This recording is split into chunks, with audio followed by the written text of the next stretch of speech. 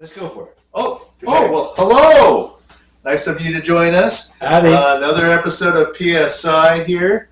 Hope all you piano geeks and crazies out there are enjoying our show. Please, if you enjoy our content, give us a thumbs up, subscribe, tell family and friends and co-workers about us and how much you enjoy our company. Anyways, this is Mark. I'm Elmer, and we are PSI. Piano Scene Investigations. And boy, do we have another one for you today. Do it. Before we go on, upon reviewing our last episode, Yeah. the segment where we called All Pieces Considered. Yeah. I featured John Corleano's Yeah. the Passacaglia and the Ostinato. Yeah. And upon reviewing that segment, I realized that it wasn't Santiago Rodriguez that played the work. And that also isn't who I was thinking of. Yeah. Because Santiago Rodriguez, I looked at him and I said, that's not the guy I was talking about. We really were talking out of the other end of our bodies there, I guess. Yeah. I'm not too sure what yours was. Anyways, No, I was thinking of Barry Douglas, I think. Barry Douglas? He's a tall guy, right? Yeah, he's a tall Irish guy. Dude? Yeah. Yeah. Yeah, He spoke English. Yeah. Yeah. Yeah. But anyways, I thought Santiago Rodriguez was like a good English speaking. well, he does speak very good English. Well, he probably does. He's originally from Cuba. But I looked at him, but he's a very compact little guy. That's what I thought. When you said he had really big hands, he was a big guy. Barry Douglas, I think. So, but anyway, Santiago Rodriguez did win a Best Award for Best Performed Commissioned Work, but it wasn't the Corleano. It was actually Leonard Bernstein's Touches. Oh, I know. Remember that work? Yeah. Touches? Yeah. Yeah, they all had to play that one. And it was Santiago Rodriguez that actually won Best Performance of that work. So kudos to Maestro Rodriguez. But anyways, So all the corrections we need to make. that's all the corrections. Any other things we need to apologize for? Anything we need to apologize? Well, How about you, Grobu? Did you get anything to get us in trouble? Well, Mr. Wagner?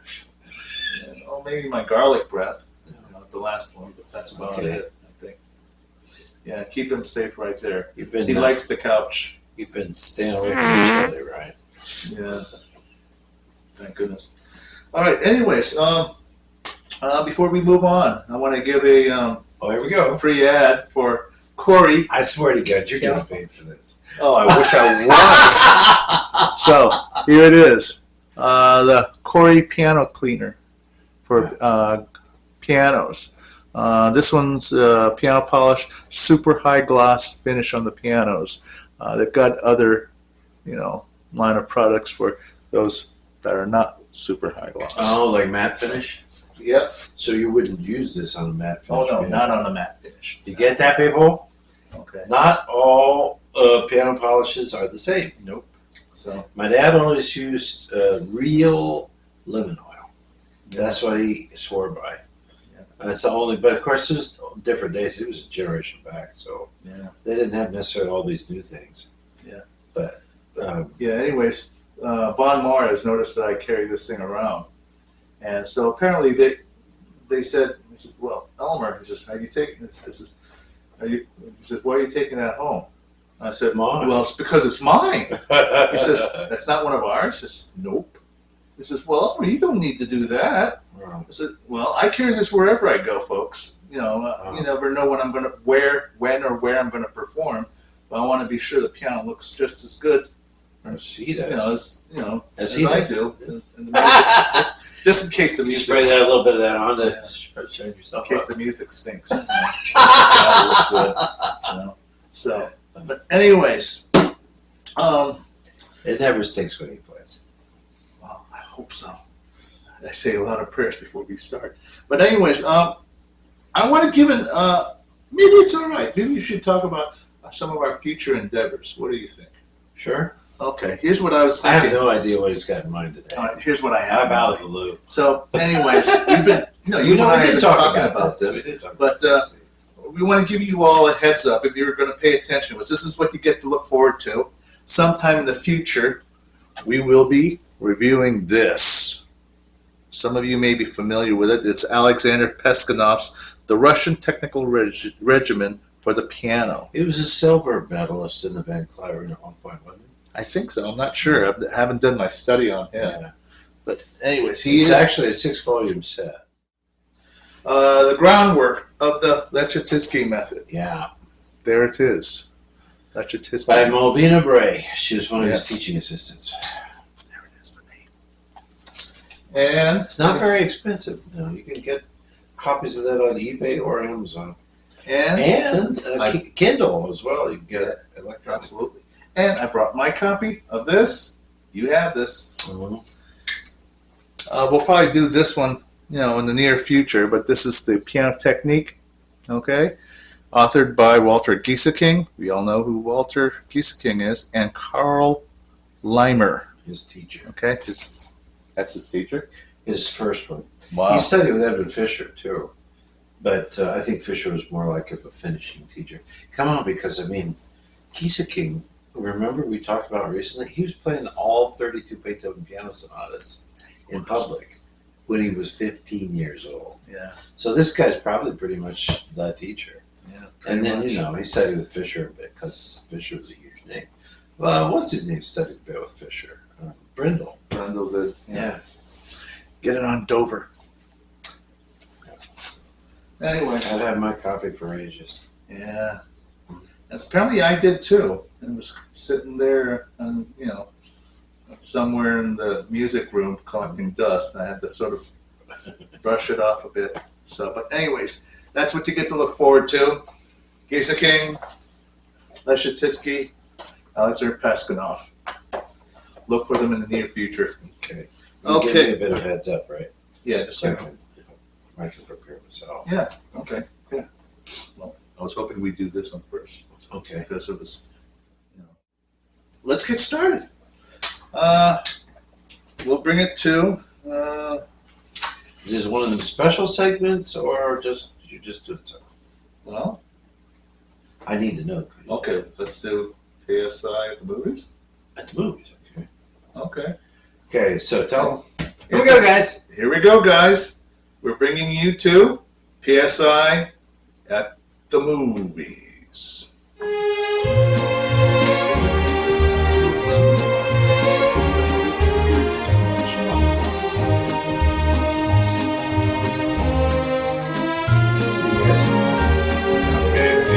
Okay, so I did bring this movie here once before. Okay, I'm bringing it back again simply because I don't think we delved into I didn't feel like we moved into the music end of it as much as we should have.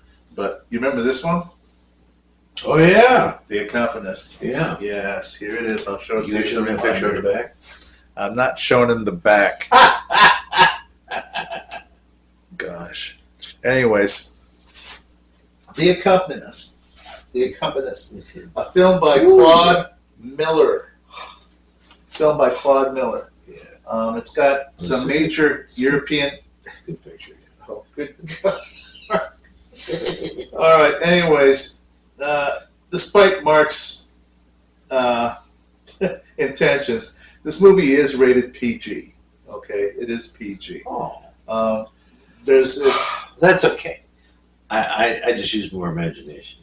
Yeah, I'm sure. But anyways, as you probably can predict, it's about a piano accompanist. It's a young lady. There's actually one of the main characters is her father in real life. The father here is played by Richard Boringer. Some of you may recognize that name. He not only acts, but he also produces and he directs, and he's a very well-known actor in Europe. At least was. I don't know if he's still around. But one of his most iconic, controversial films was The Cook. His wife and her lover. Oh my God! I interrupted. Say it one more time. Okay. The Cook. He did this movie called The Cook, The Thief, His Wife, and Her Lover. That is a brilliant film. Really over the top in terms of details and things. I have to say, though, that when I saw that movie, there's cannibalism in the film. I couldn't really eat for about 3 days after I saw that film. I mean, it was basically, I was that hungry that I just had to eat some. Of course, I did some vegetables and stuff, but there's a magnificent feast when the thief punishes his wife for having a lover. Pretty nasty. Yeah, it is. But it was, of course, partially because of the topic. Yeah. But otherwise, honestly, the film, when I watched it, I won't talk too much about this. It was kind of opera. Have you seen it? I have seen it. I thought it was kind of operatic. Remember it was very operatic. Boy, that singing, the little boy. Yeah. Something about the costuming and the sets, the colors, the way, almost like big chorus scenes, and big parties and stuff like that. It could be very operatic. There was something, and it's not so much because of the music, I think, although there are some excerpts in it. But, I would suggest fast a little bit before you eat it, and then just be careful. There was a movie, we were almost the same age. Yeah. Do you remember way back in the 70s? Okay. There was a horror film called The Mark of the Devil. Oh my gosh. You didn't go see it, did you? I didn't go see it. My mother would refresh my memory. Who was in it? Well, this was famous. I mean, it was a horror film. And it was a lot about tortures and was it a British film? Something it was European, yeah. Okay. But it was marketed so that everybody that bought a ticket got a free barf bag. And I don't know if that really happened or that was just part of the marketing, but there's people decapitated and eviscerated and all kinds of stuff like that.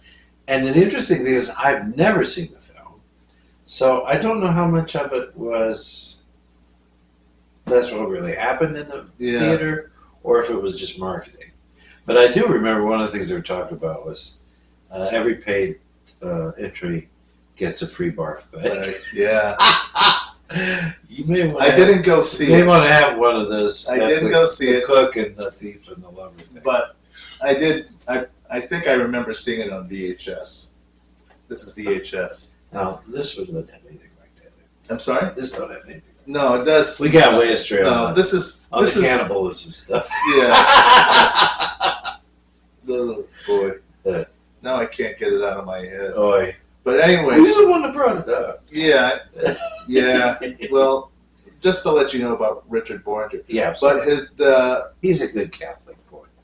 The accompanist, the young lady I talked about, actually is played by his daughter, Romaine.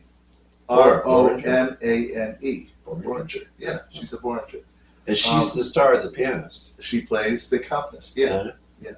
So, but anyways, she's done movies before. One of her other well-known films is Savage Nights. The soprano she accompanies is played by actress Elena Safonova. I wonder if she's Has some Slavic background there, possibly. But anyways, it is is it French? I think it's French. Yeah, it is in French. It's a French film with English subtitles. But anyways, I like the film. It was very well done. It's very realistic.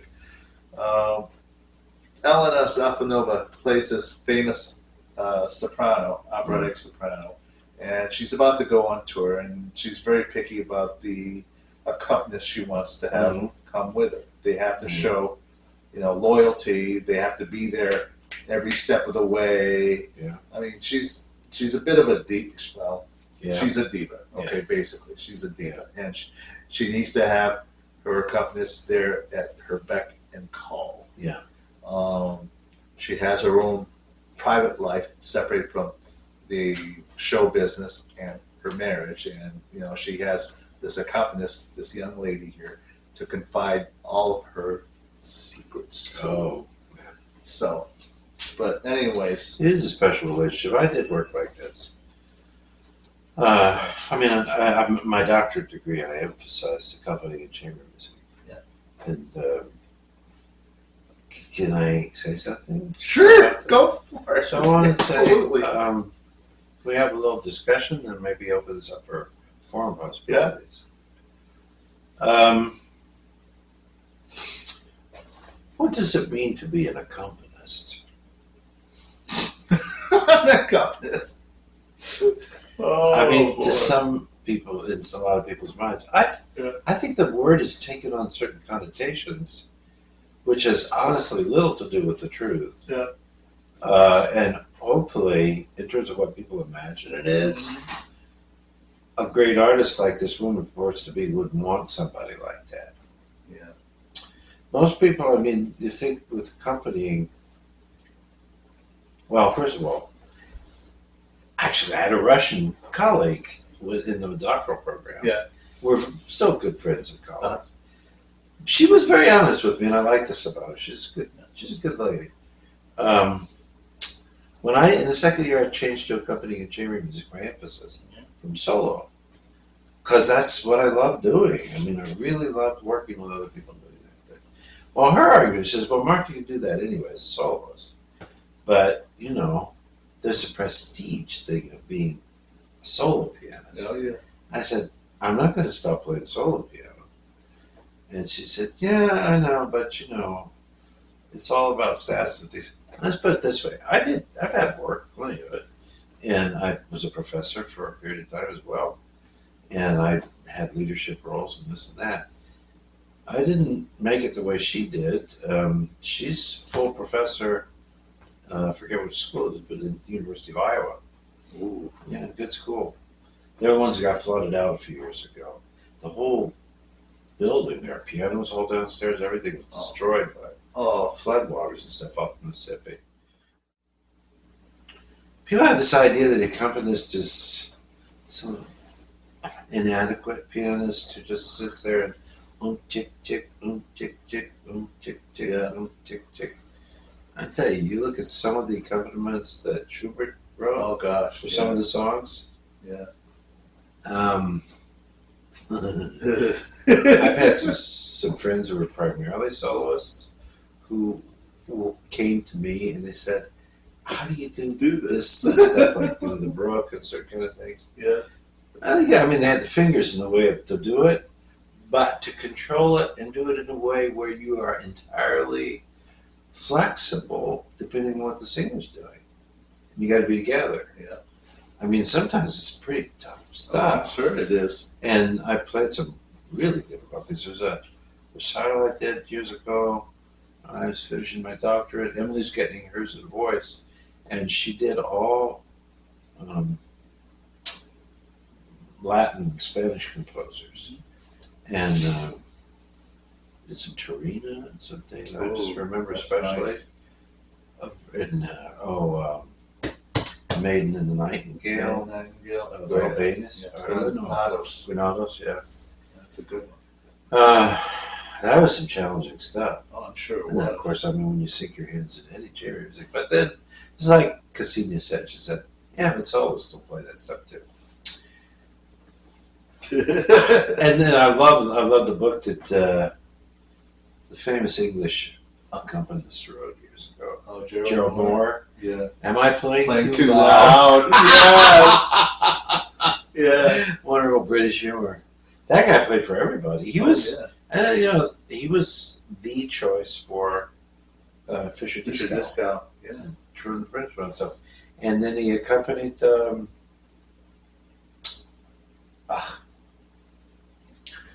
won't want to take a lot of time. No, not that far back. Really famous blonde German soprano who married the British production engineer who brought her to England, and she had a huge career. Schwarzkopf. Elizabeth Schwarzkopf. And there's some videos of her and Gerald Moore performing together.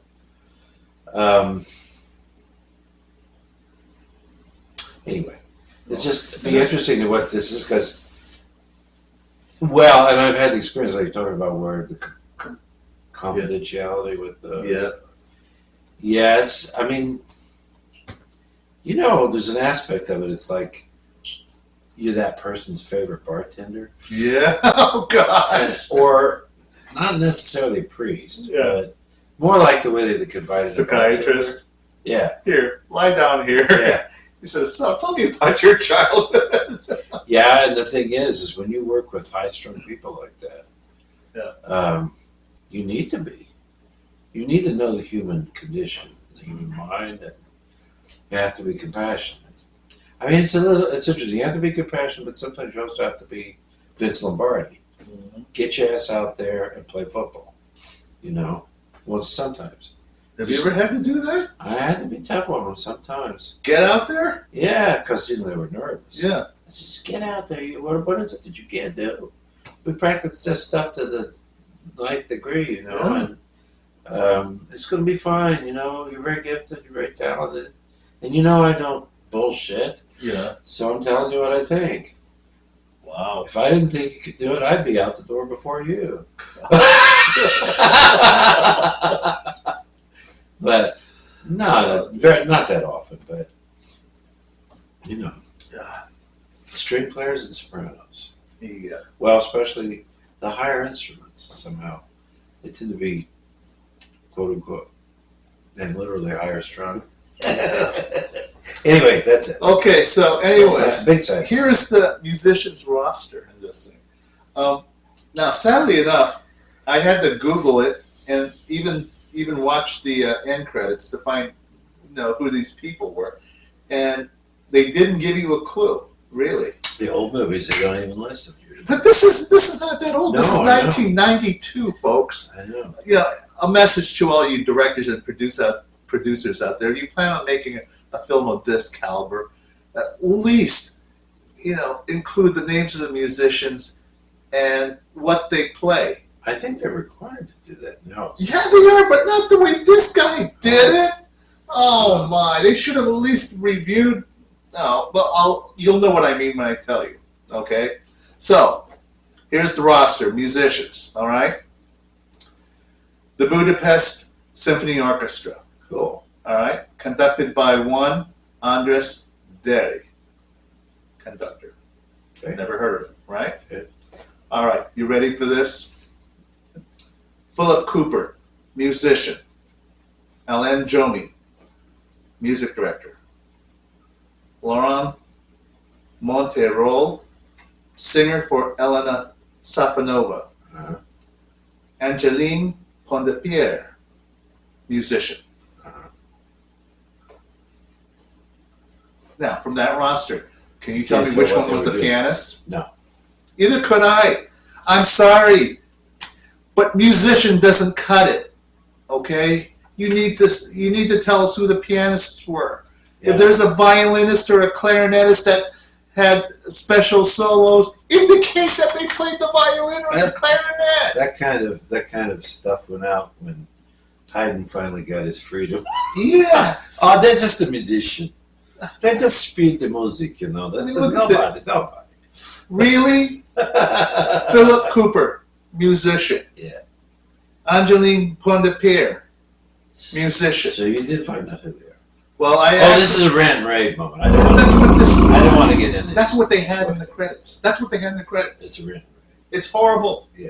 All right. So, all right. Well, after doing much, searching on the internet, I finally concluded, and forgive me if I'm wrong about this, Philip Cooper is actually the clarinetist. Oh.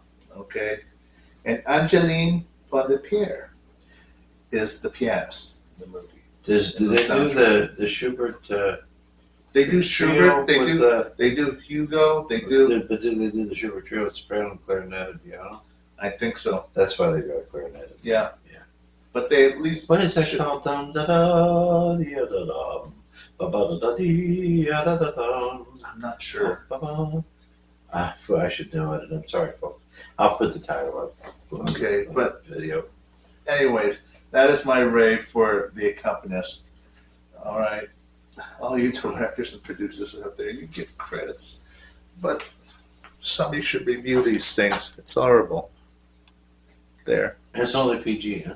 Yeah, of course it's PG. Okay. Not all things have to be rated R or unrated. NA or what? R? Yeah. I don't ever recall having brought in a rated R film. Yeah. Oh, by the way. PSI. Oh, Tar was. Wasn't it? Tar, probably. Tar? Probably. We watched what? Mr. Schubert, mine. We all watched. Oh, did you watch The Double Life of Schubert? Oof. Wasn't it heartbreaking? Not just heartbreaking, it was like a horror film. And I'm not so sure it's true. Really saying that's because my understanding, I went to all the Schubert places in Vienna. Okay. There's the Schubert Garage. They call it the Schubert Garage. Okay. Garage, which is where he was born. Right. That's upstairs. There's two big rooms, and there's a kind of a back long area with the hearth and all that. And Schubert was born back in there. All right. And that's up above the garage. All right. And then, of course, he lived in a few other places, and there's a few. I think there's still at least one cafe restaurant. I forget which one it is. That's still there. That was there at Beethoven and Schubert's time. Or they have little plaques where you can see that that's where it was. And then I went especially to the Schubert Death House, which was his brother's house. And my understanding was that he lived. You see that big book up there, next to the Beethoven? Yeah. You want to bring that over here? That's the book that I bought in Vienna at the Schubert Death House. I think they call it the Todesmuseum or something like that. Because this one? Yeah, he especially had pretty bad way with things with the syphilis affecting him the last 3 years. And I thought that he worked, lived, and died in his brother's house because there was a room where they had it, and they said this is where the bed was, and this is where he worked and where he lived and stuff. It's kind of weird because it was similar to the film in that the inside, it was an internal room without any direct windows to the outside. Huh. And the film has him in the kind of a basement thing. So, well, I was thinking it looked more like a sanitarium to me. Well, it is, but it's underground. There's no daylight. No, there's no. They never have any daylight. Why the hell wouldn't they have daylight? No. People, what's that film called? The Double Life of Schubert, Franz Schubert. Oh, be prepared. Yeah. I don't drink. I don't drink so much anymore. Yeah. But if you do, let's put it this way: you might need to take a stiff one afterwards or during. Yeah. But if you are kind of tending towards that stuff, be careful you don't overdo it because it's a depressing film. Oh yeah. The depressing part, of course, is true. I mean, when you think about this, I mean, any of these guys before.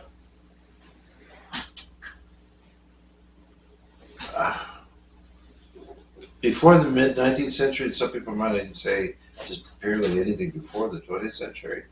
But especially when you go back to Mozart, Beethoven's time, Schubert's time, that was a period right then when the composer guys, I mean, Haydn was lucky, he lived to be old. He had like 9 free years. He was a servant to the Esterházys his whole adult life. And then he was old enough and famous enough, he got 9 years of freedom and had money and everything, so he bought his own house and stuff. Mozart, of course, broke away and went on his own. He actually did well, despite what people believe. Yeah. And then, of course, Beethoven never served, really. I mean, when he was young, for the Elector, I think he's the guy that supported him in Bonn before he came down to Vienna. But once he was in Vienna, he was a solo boy. Yeah, he was. And pretty much things changed in going into the 19th century, probably a lot because of the French Revolution and such, but there just weren't these massive, huge landed gentry kind of estates where you had everything you need, including your own orchestra, all that kind of stuff. But it was hard. And this movie, well, that and state of medicine at the time. Yeah. That scene with the mercury. Oh, yeah. Is that true? Yeah. That's true? Well, I don't know how. I don't think they do that anymore. I know, but yeah, that was their way of doing it, was administering it right through the little liquor hole. Oh, God. Can I see it just for some? Sure.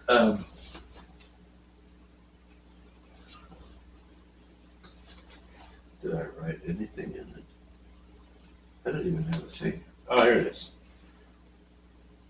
Yeah, see, they call it this. I said, I bought this on Friday, the 17th of July, 1998 in Vienna. The Schubert Sterbewohnung. The Schubert Death Apartment. See, this is where they were saying this is where he died. Well, they had to make it dramatic. Yeah. You know, they dramatized it. I do think that the story, perhaps, about him and Schubert, it's possible. There's plenty of people who felt that. Check out some more stuff. Whoa! That's stuff. That's pretty cool. Here you go. You can show them that. Right. This is the book that I bought at Schubert Sterbewohnung, the death apartment, or the death house in Vienna. Look at that. Got that whole thing. I got some other stuff I collected as well. That trip. Vienna's a wonderful city to put it back or visit. Yeah. Or you can, no. Leave it out? Yeah, because now I'm curious about some things. Okay. Yeah, you can put it somewhere. All right, I'll put it Here. Thanks. Forget me, Olga. So, why were we talking about that? Oh, yeah. Because well, and then, I mean, you guys, if you've seen Amadeus and the way they treat poor Salieri, he's in a very similar situation. Yep.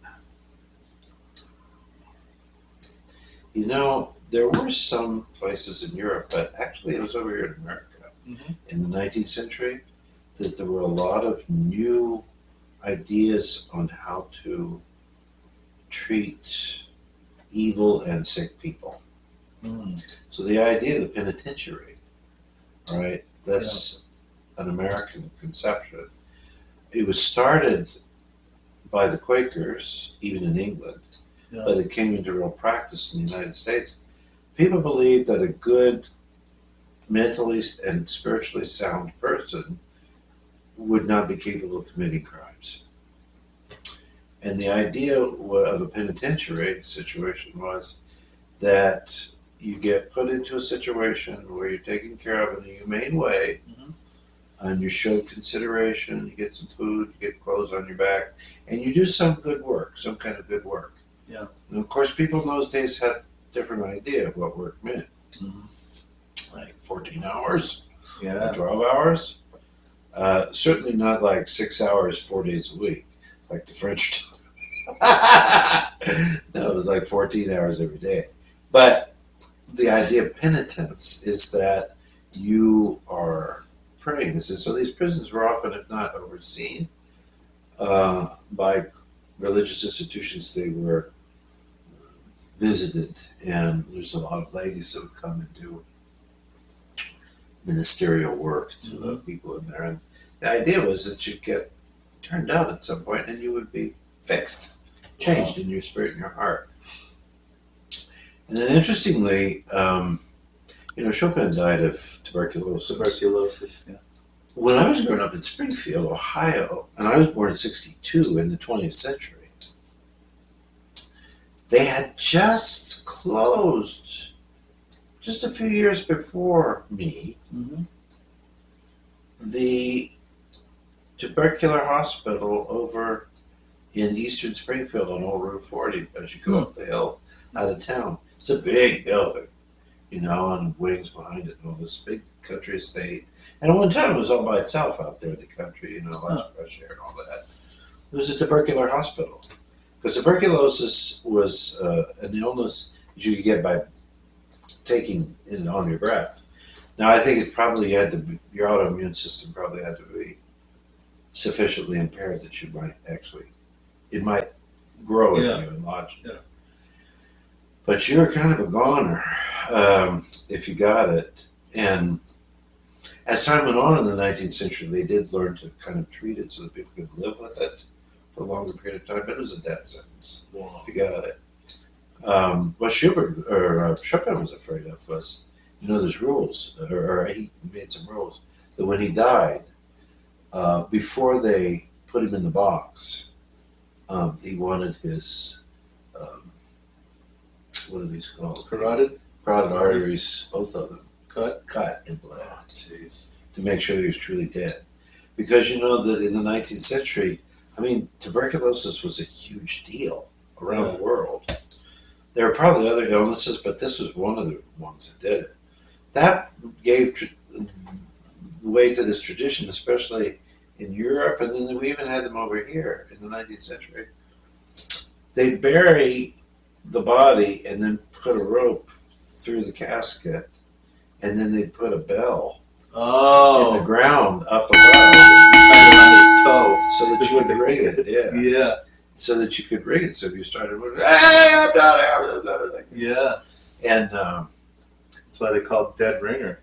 Yes, and this was true stuff. Yeah. Because there were times earlier from the early 19th century when the city started expanding. It's like here in Columbus, the big cemetery was down in what now is called the Short North.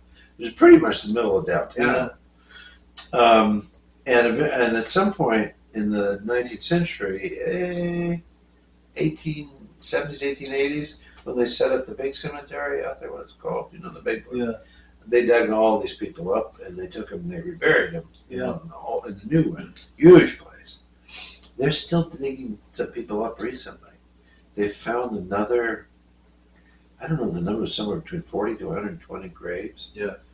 The problem was they buried people who had suffered from what killed Tchaikovsky? Comes from bad water. Yeah. I know what it is. Online. Cholera.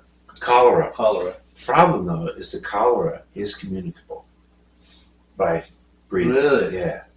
Or spittle anywhere, something like that. And it doesn't die in the ground. So when they were expanding over near the market at the Short Market, there's a parking area. They found more graves. They had to dig them up. Yeah. The guys came in hazmat suits and everything as they were removed. I don't know if they finished it, but this was like just a few months ago that they were getting started with it. They discovered them, and then they have to remove them. Yeah.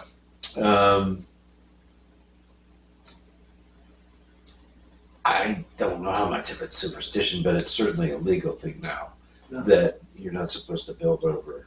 If you're aware of it, you got to move them, and you can't just build on top of them. Right. Which is what's happened a lot in this country in the past. A lot of Indian mounds and burial sites and stuff that are paved over and covered over and built over. That's why we have so many awnings. Yeah, then they ask about why the light's blinking and the electricity's been cut. But so they had a problem with the tuberculosis well into the 20th century. Of course. And it was only, because the shots for penicillin. Yeah. It was only discovered in the 1920s. Mm-hmm. And then they started to do that, and then there have been subsequent antibiotics that have been built on that over the years that they've made. But of course, what we now know is that the viruses and the bacteria adapt, and then that's why we have to keep coming up with something new to fight them. But how did I get talking about this? It was just about, about Salieri, for example, things like that. It was in the United States that with the hospitals, like famously at Ohio University area, down in Athens, Ohio. This is down in the southeast corner of Ohio. There's a fabulous school there. It's been around since at least the Civil War.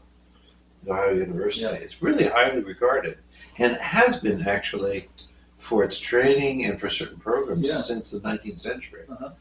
But it was really strange because that area of Ohio is down around West Virginia. Yep.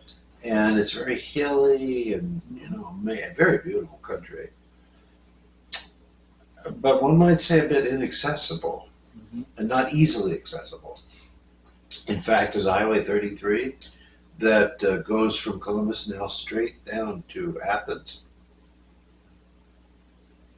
Wasn't finished until like 2003 or something like that. Really? I think it's only been the last 20 years that there's been a faster direct line from here down to Athens. Because before, you had a few choices to go through these roads that went through forests and stuff and over towards the Ohio River and things, and then down to Athens. Yeah. Well, there's a really famous building down there. Can't remember what it's called right now, but I'll put a picture of the name of it up. Okay. Athens in and of itself is one of the most famously haunted places areas in the world. In the United States, in the world. It's in the world. There's some interesting stories and some things down there. But there was an asylum that they built in the late 19th century along the ideas, actually, when it was first built and when it was first run.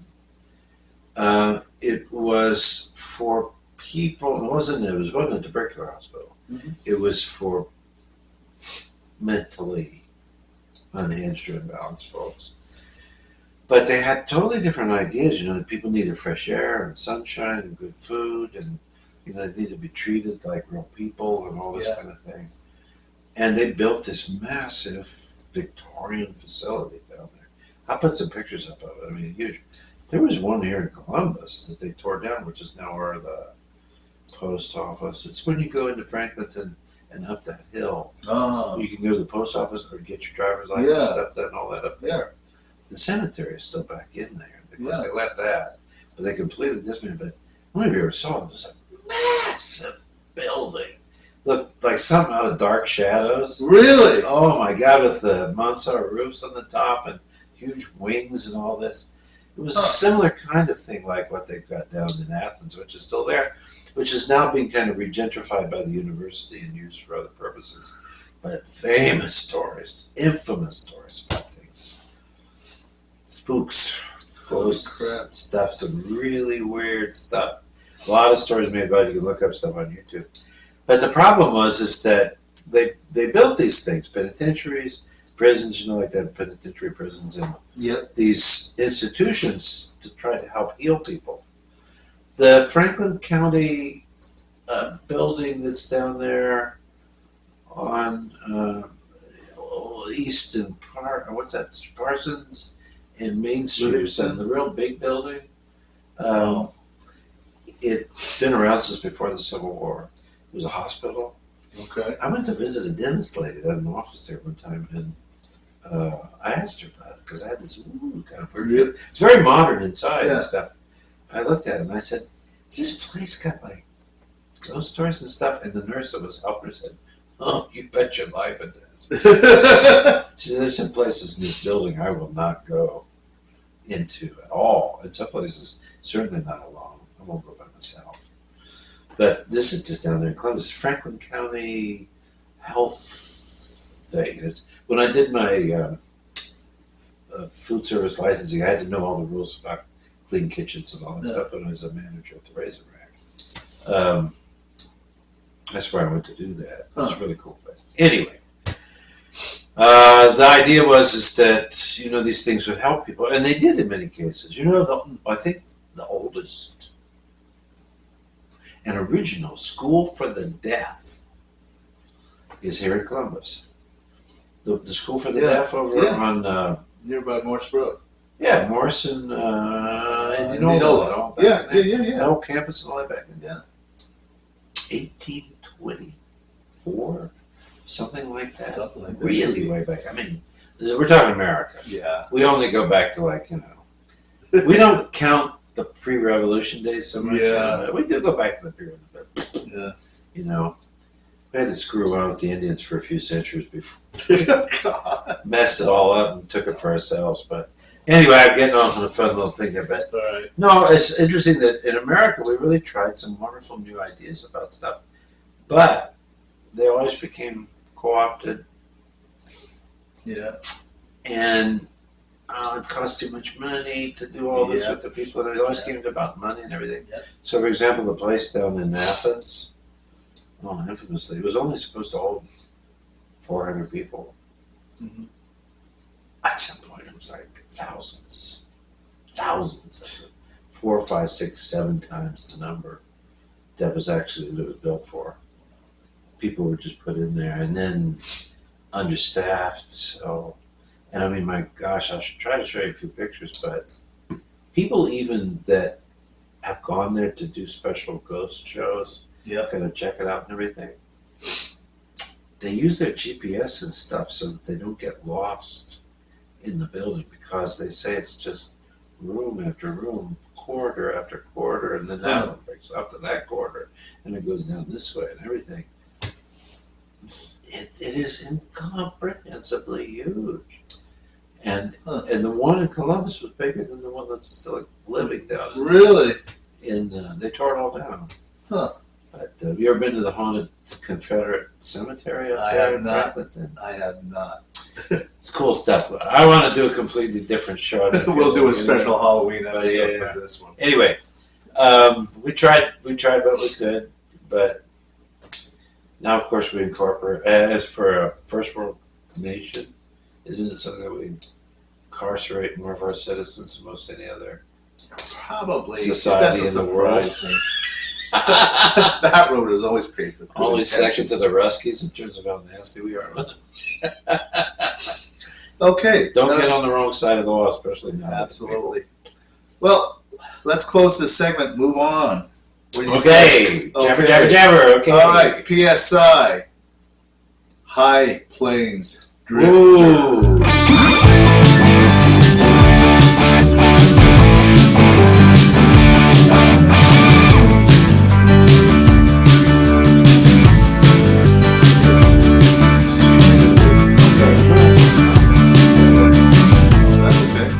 So that's what I got. It's called Electric Space Western. That's what this music is. Oh, wow. Okay. Electric Space Western. Close enough. Okay, so. Think Bud Rogers and cowboy boots. Yeah. Oh, by the way, you want me to leave this here for you? Thank you. Yeah. So, what Did do you loan this to me before? Because this looks really familiar. I might have. But then I looked in my collection, and it's not there, so I don't think I ever bought it. And it doesn't show that I bought it on eBay or Amazon. Okay. You might be But getting I remember listening. You might have confused it with the Strauss-Godowski CD.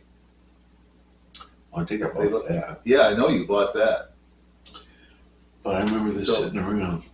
I think you loaned it to me. Perhaps, yeah. Okay, well, there it is again. Thank you. You're welcome. So, digging around in the archives. I'll enjoy that. You remember when I said that John Ogden did duets with his wife, Brenda Lucas? Yeah. Well, I found it. Oh. This was very difficult to find, and this was a promotional CD from Camelot Music. Promotional? Take a look at it. It says They get in the business of doing their own stuff? Yeah. So, but this is... So does that mean you bought it or they gave it to you? They just, well, this in particular I found in a basement someplace. Well, basement-like place at a thrift store. Oh, I like this. Scar Emotion. Yeah, that's fun. Yeah. So this is John Ogden, the famous British pianist, who tied for gold medal at the Tchaikovsky competition with Vladimir Ashkenazy. So, but anyways, he used to do 2 piano works with his wife Brenda Lucas. I don't know. Well, is it his official? I don't remember. Is it really his wife? Yeah. Okay. Bless you. Thank you. Oh, this is some well-known stuff. Excuse me. Must be the dust. But anyways, yeah, it's an interest. This is. I mean, it was a good. They did do some good work here. Here you have Scaramouche by Milo, Jamaican Rumba by Arthur Benjamin. Here is Yesi Joy of Man's Design for 2 pianos by Mira Hess. I did not know she did the 2 piano version of it. She must have really liked that work. Well, she has this famous solo version of it. Yep. So anyways, we move on. There's Slavonic Dances by Dvorak. Mm-hmm. They do the first 3 of them. Mary Howe, or Howie. How? You're right, yeah. Okay. That's Sheep May Safely Graze. Mm-hmm. It's Bach transcription for 2 pianos. Here is the Orensky Waltz from the Suite Number 1. Let's see. This is Circus Polka. It's by Stravinsky, arranged for 2 pianos by Victor Babin. Wow. And there's actually one of John Ogden's work here. A transcription for 2 pianos of Khachaturian Saber Dance. Georgi Sandor did one too. Piano 4 hands. Really? Yeah. William Walton from his, is it an opera? Facade? I think it is. Facade. But it's a Tango Pasodoble. Oh. Arranged for piano 4 hands by Constant Lambert. And again with William Walton's Facade. The Foxtrot, arranged for 4 hands by Constant Lambert. Boy, why did they just put that in the same... Oh, well. Anyways, then you got some Hungarian dances by Brahms that they do, numbers 1, 3, 5, 7, and 10. So, wow. But here, let me show it to you. It's very... You could probably find some of these in some of their other CDs, but like I said, this was Camelot here. And it was pretty much a promotional CD that they just must have left out for people to pick up or something. For me, back in growing up days, Camelot Music was a record store. Was yours at a mall? Yes, it was at a mall. Ours was in the Springfield Mall. And this is, back LPs and tapes back in those days. But they had a pretty, really, it was for everybody. Oh, yeah. So there was a pretty decent classical selection. Oh, yeah. That's the only part of the store I ever went to. Ditto. Went straight down that wall, and then there was a whole area. Yeah. Midway down. Yeah, let everybody else enjoy Saturday Night Fever. Yeah. We were in the classical section. But that was, that was it for us. Oh, yeah. And it wasn't until I had my paper route in my teens and then started to order some things online, or not, it wasn't online. Yeah. Mail order, they call it, right? Murray Hill Records was one of them. I've got various things from them. That's where I got my very first complete Beethoven and everything with Alfred Brendel. Oh, wow. Big monster box and stuff. Yeah, thank God for Camelot Music. Yeah, thank goodness for it. But, yeah. That's really quite fun. My guess is that that's very rare. Yeah, that's my guess, too. If some of you youngins out there don't know who John Ogden and Brenda Lucas are, I suggest you go find out. John Ogden was an amazing virtuoso. He shared first caliber. Shared first prize with Ashkenazy, gold medal. They couldn't make up their mind, and they gave 2 gold medals, one to Ashkenazy and one to John Ogden. Well, you got to wonder, though, how much was it politically driven? I mean, Well, it was interesting because everybody expected in the very first Tchaikovsky competition yeah, that a Russian would win. You know, they were anticipating that too. yeah. 58, the height of the Cold War and everything. They opened it up, made it international. Van Cliburn comes over. Richter's on The panel. the panel. Yep. Gives everybody else zeros and gives Tchaikovsky a 100. Van Cliburn, Like the 100. that was it. Yeah. And everybody was stunned, but come on, Van Cliburn played like the best of the old Russians. Oh, yeah. Totally. And I mean, it must have been ear opening and soul shattering for a lot of people. Oh, yeah. That Sure. when they heard this boy play, the older ones at least, it would have reminded them of their great Yeah. musicians from the past. Oh, yeah. And America became the recipient of that, you know? Yeah. Joseph and Rosina Levine, you know, through some hardship in Europe and everything, finally make it to New York. 1924, founding faculty members of the Juilliard Yeah. School. And Van Cliburn studied with Rosina. Yep, he did. And his mom came from Russian school tradition, obviously. So, but yeah, it's interesting. I don't know the ins and outs of that, but John Ogden was, Oh, yeah. I mean, he's famous for his recording of the Busoni Concerto. Oh, yeah. It's one of the most famous recordings of it. Yeah. You guys want to climb mountains? Try that mountain. Holy crap. And he did, I actually looked him up. There's some recordings available. It's hard to find them. Who? His stuff. John Ogden. Oh, Joe Ogden. Okay. And Joe Ogden. the guy is famous because as the illness became more understood and Yeah. people were writing about it and treatment especially for it, he was manic depressive. And he really suffered polyps back Oh, and yeah. forth with it. He'd go into some dark spots, and then the manic stuff, he would just be super brilliant. I mean, a genius. And he was able to do these amazing things like learn these really complicated scores. Oh, yeah. in just- English, in modern hours or English days and scores. stuff. Yeah. Just Yeah.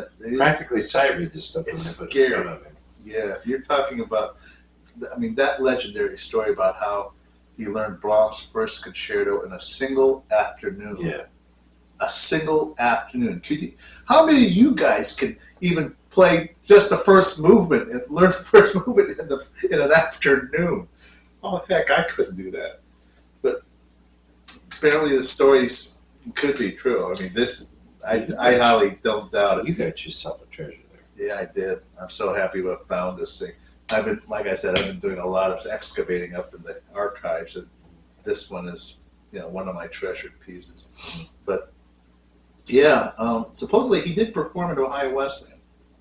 Really? My teacher said that he played that C sharp minor prelude and fugue from the Well Tempered Clavier, the really hard first book. Yep.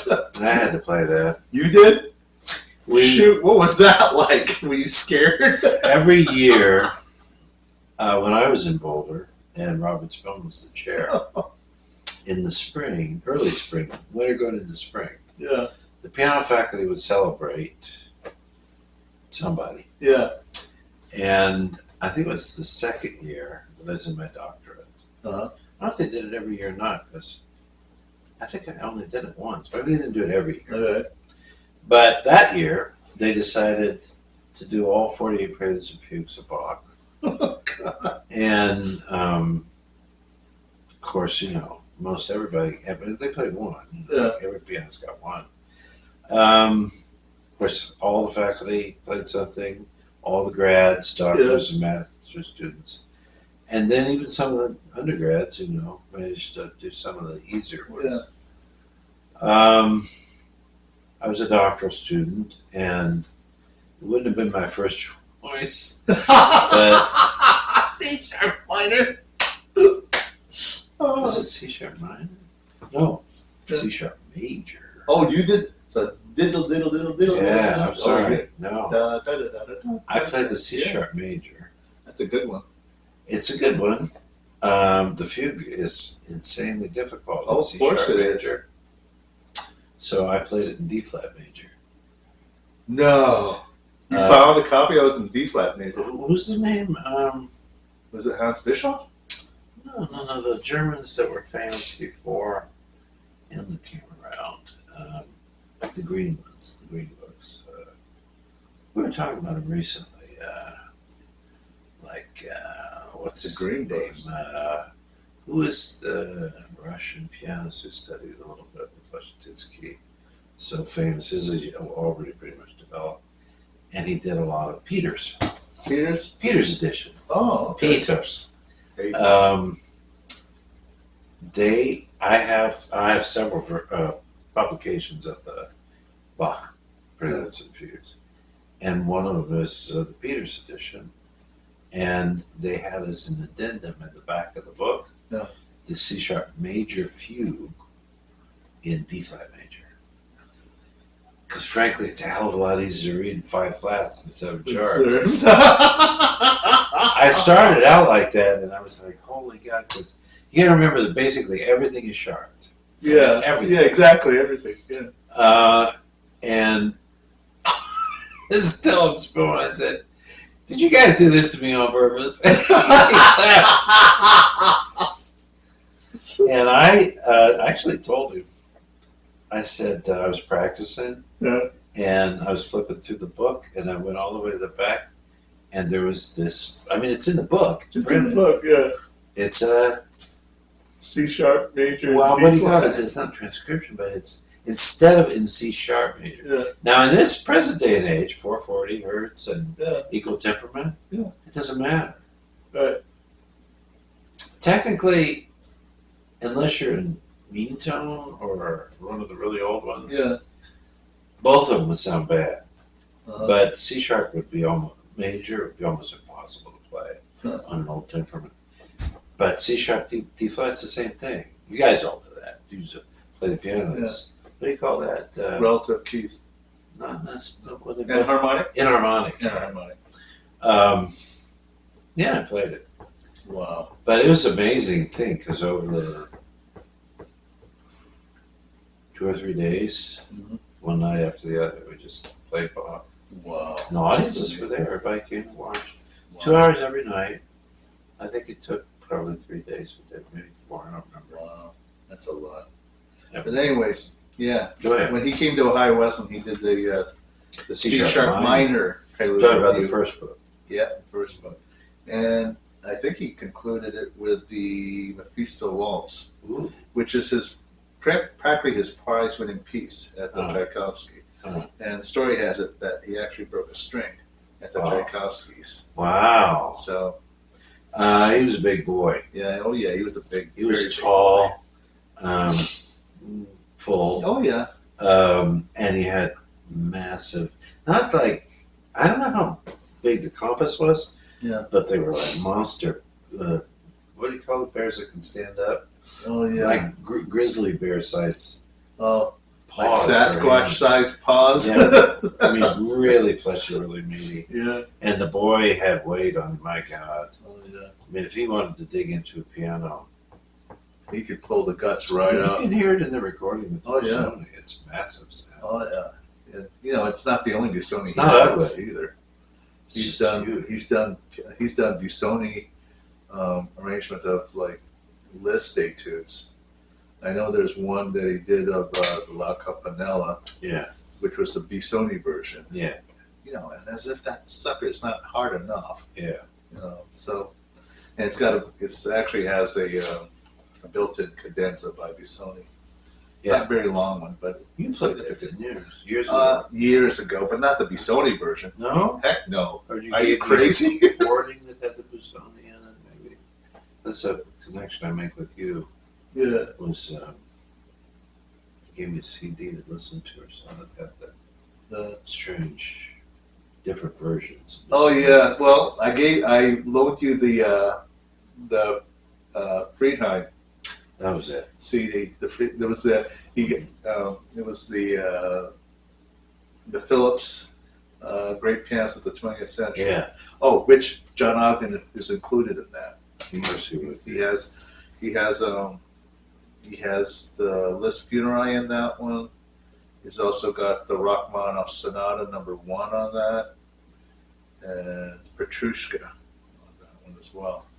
So, but anyways, let's dig in some more in the archives. I picked up a Dohnanyi piano music CD performed by Martin Roscoe, and you will be hard up to try to find any CD that's got all 4 Rhapsodies from Opus 11. This one does. Oh. So, sure. Okay, real quick. You brought in, who was the publisher of all the Dover. Dohnanyi stuff? Dover. Yep, Dover. Dover. And plus, Very plus some more. impressive composer. Oh, yeah. Yeah, I remember your exact words. It's the most perfect marriage between Brahms and Liszt, is what you said. It looked like it, yeah. Yeah, the music You is can tell exactly just that. the control over the materials in the composition. Yeah. Was really very impressive. And you know, my short-term teacher, Miss Fontel, Yeah. mentioned her a few times. Yeah. Hungarian lady that went over there to study. Interestingly, you know, we think of Bartók as like the great composer. Yeah. He's also a very fine pianist. Oh, yeah. When he, you know, like a lot of people when they came to the States, they had to concertize. It was late in his life, but there's a famous recordings of him and his wife playing together. Bela Bartók and his wife. Yeah. Okay.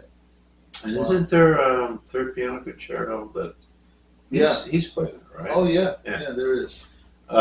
Wish I could find that. Interestingly, Miss Fontel studied piano with Bela Bartók when she was in Hungary, in Budapest, and she studied composition with Erno von Dohnanyi. Mm. I would have thought Yeah, the other way switch around. the other way around. Because, I mean, Dohnanyi is a fine pianist. Oh, yeah. Right. I mean, if you listen to anything like that, or famously what I know is his piano quintet. Oh, yeah. The very famous one. It deserves to be up there with everybody else. Yeah, Brahms. It's really great work. Raved about it. Really. Brahms did. Yeah, oh, yeah. He actually, he loved it so much. He actually set up plans to have a performance given, you know, of that particular work. Wow. With the composer. So, but anyways, this CD, let me show it to you one more time. It's right here. It is released by, holy moly, what is that? ASV Digital. Now, as you well know, I usually find these things at thrift stores. I paid full price for this one. Oh. So this was at, I picked it up at Borders. Uh-huh. Remember Borders? Yeah, And Superbooks. this is Martin Roscoe. Maestro Roscoe. Thank you for this CD. It's wonderful. Do you know where he's from or anything? He's English. Huh. He's often performs 2 piano works with Peter. Oh gosh, help me out. Peter, Mr. Silver medalist of the Tchaikovsky competition. Oh. Peter. Yeah, I know who you mean. What's his last name though? I used to know this. I'm ashamed. Oh gosh, one of these things will just come to me. It's Peter something, but it's quite a adventure through this CD. There are 4 Rhapsodies in the Opus 11. The real popular one is number 3, which is a C major, Excuse me. which is in the State Soul Ensemble competition list, category A. So, but the other 3. The first one is in G minor, the second one is in F sharp minor, and the fourth one is in E flat minor. Peter Donahoe. Peter Donahoe, Yeah. exactly. So, but anyways, the 4 of them together almost comes off like a full sonata. This is one of those older heavy cases. Heavy cases. That's It's really well made. All right. My review of this CD, I love this CD. It's one of my treasures. G minor, as much as I like the work, and I just learned this new word today. Have you ever heard the term tabloid concertos? Tabloid? Tabloid concerto. I just learned this word. It's sort of a Reader's Digest form of a concerto. which were inspired by the likes of Isn't it Tchaikovsky and Rachmaninoff and such. Oh, it's all solo piano. It's all solo piano, Uh-huh. but I'm trying to bring out my point here. Okay. Works like the Warsaw Concerto. Uh-huh. Okay, it came out in the movie, the Spellbound Concerto. Yeah. They're filled with luscious melodies and they're Yeah. very dramatic, and the public just eats it up. Yeah. And they only take about 5 minutes to perform. Yeah. 5 or so minutes. This first Rhapsody, G minor, opens up kind of like that. It's got the sweeping G minor arpeggio on the left hand. It goes, that thing covers like 3 octaves. I think I remember that in your book. I'm sorry? In the book that you brought. Yeah, it's in the book. I remember that piece, yeah. Yeah. It's very large scale, very big chords here, with the melody on the right hand. And it's like that through most of the first Rhapsody, G minor. But I thought when he said that marriage of Liszt and Brahms, Yeah. from a virtuosic point of view, Yeah. in terms of everything that you're expected to be able to do, Yeah. that's the Liszt part. But where the Brahms part comes in is the more advanced composer Brahms. The keys that he writes in, the density of the music. It looks like a wonderful harmonic flow through things, Yeah. Very Brahmsian-like. But then some of the writing seems like the Brahms concertos. Oh, absolutely. Or the sonata in F minor, or even C major for that matter. Really dense chords and things like that. Yeah. Yeah, he's definitely one of those very underknown and underappreciated composers on our iceberg. Oh yeah, and he was very prolific. He wrote symphonies as well. But he's also extremely important in terms of modernizing music educational techniques and things in the late 19th century. Yeah. He was a really interesting guy. Oh yeah.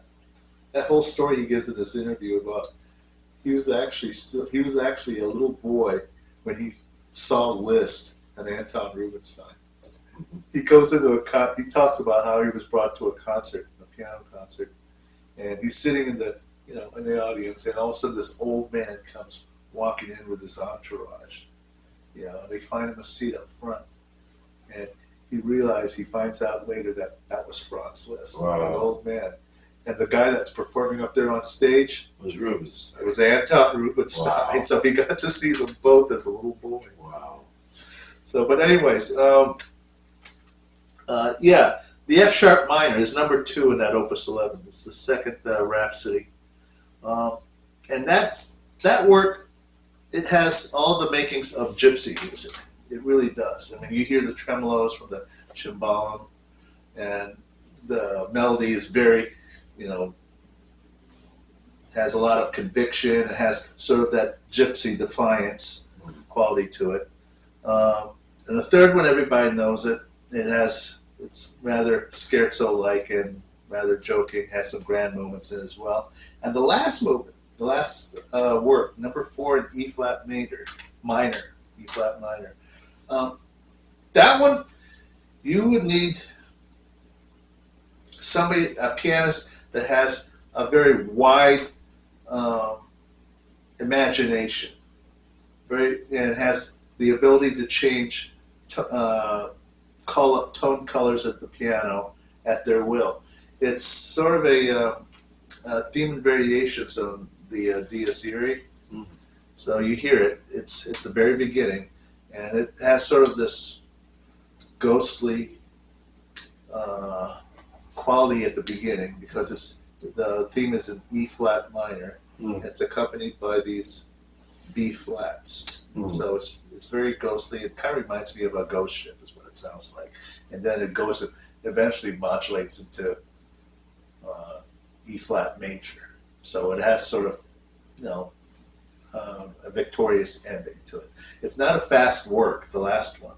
It's not a fast work. It's, I believe the intention was to make it more majestic, more regal, because it's got the big chords. It's not a fast piece at all.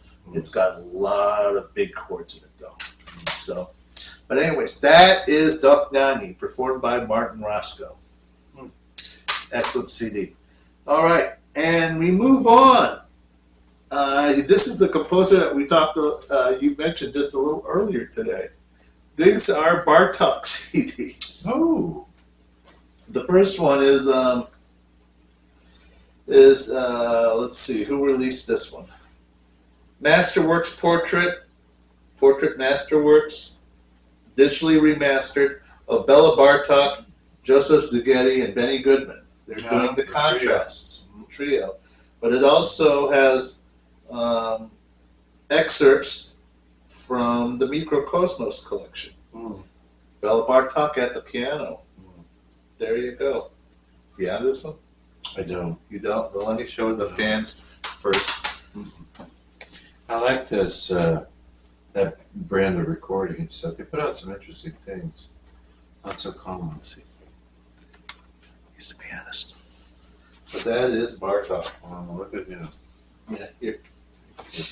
And I was lucky to have found this CD. With Joseph Szigeti. Yes. This other CD is a historic recording of a historic 1940 Library of Congress recording. It's got Joseph Szigeti on the violin, Bela Bartók at the piano, and they are performing sonatas. The Kreutzer Sonata by Beethoven, the Bartók Rhapsody No. 1 for violin and piano, Debussy's Sonata for violin and piano, and Bartók's Second Sonata for violin and piano. Who's the violinist? I'm sorry? Who's the violinist? Joseph Szigeti. Again Szigeti? Again, wow. Szigeti. Apparently he was his favorite That's violinist. Cool. This is the one. You know, Norman, my really good friend and mentor, Paolo, he studied with Szigeti.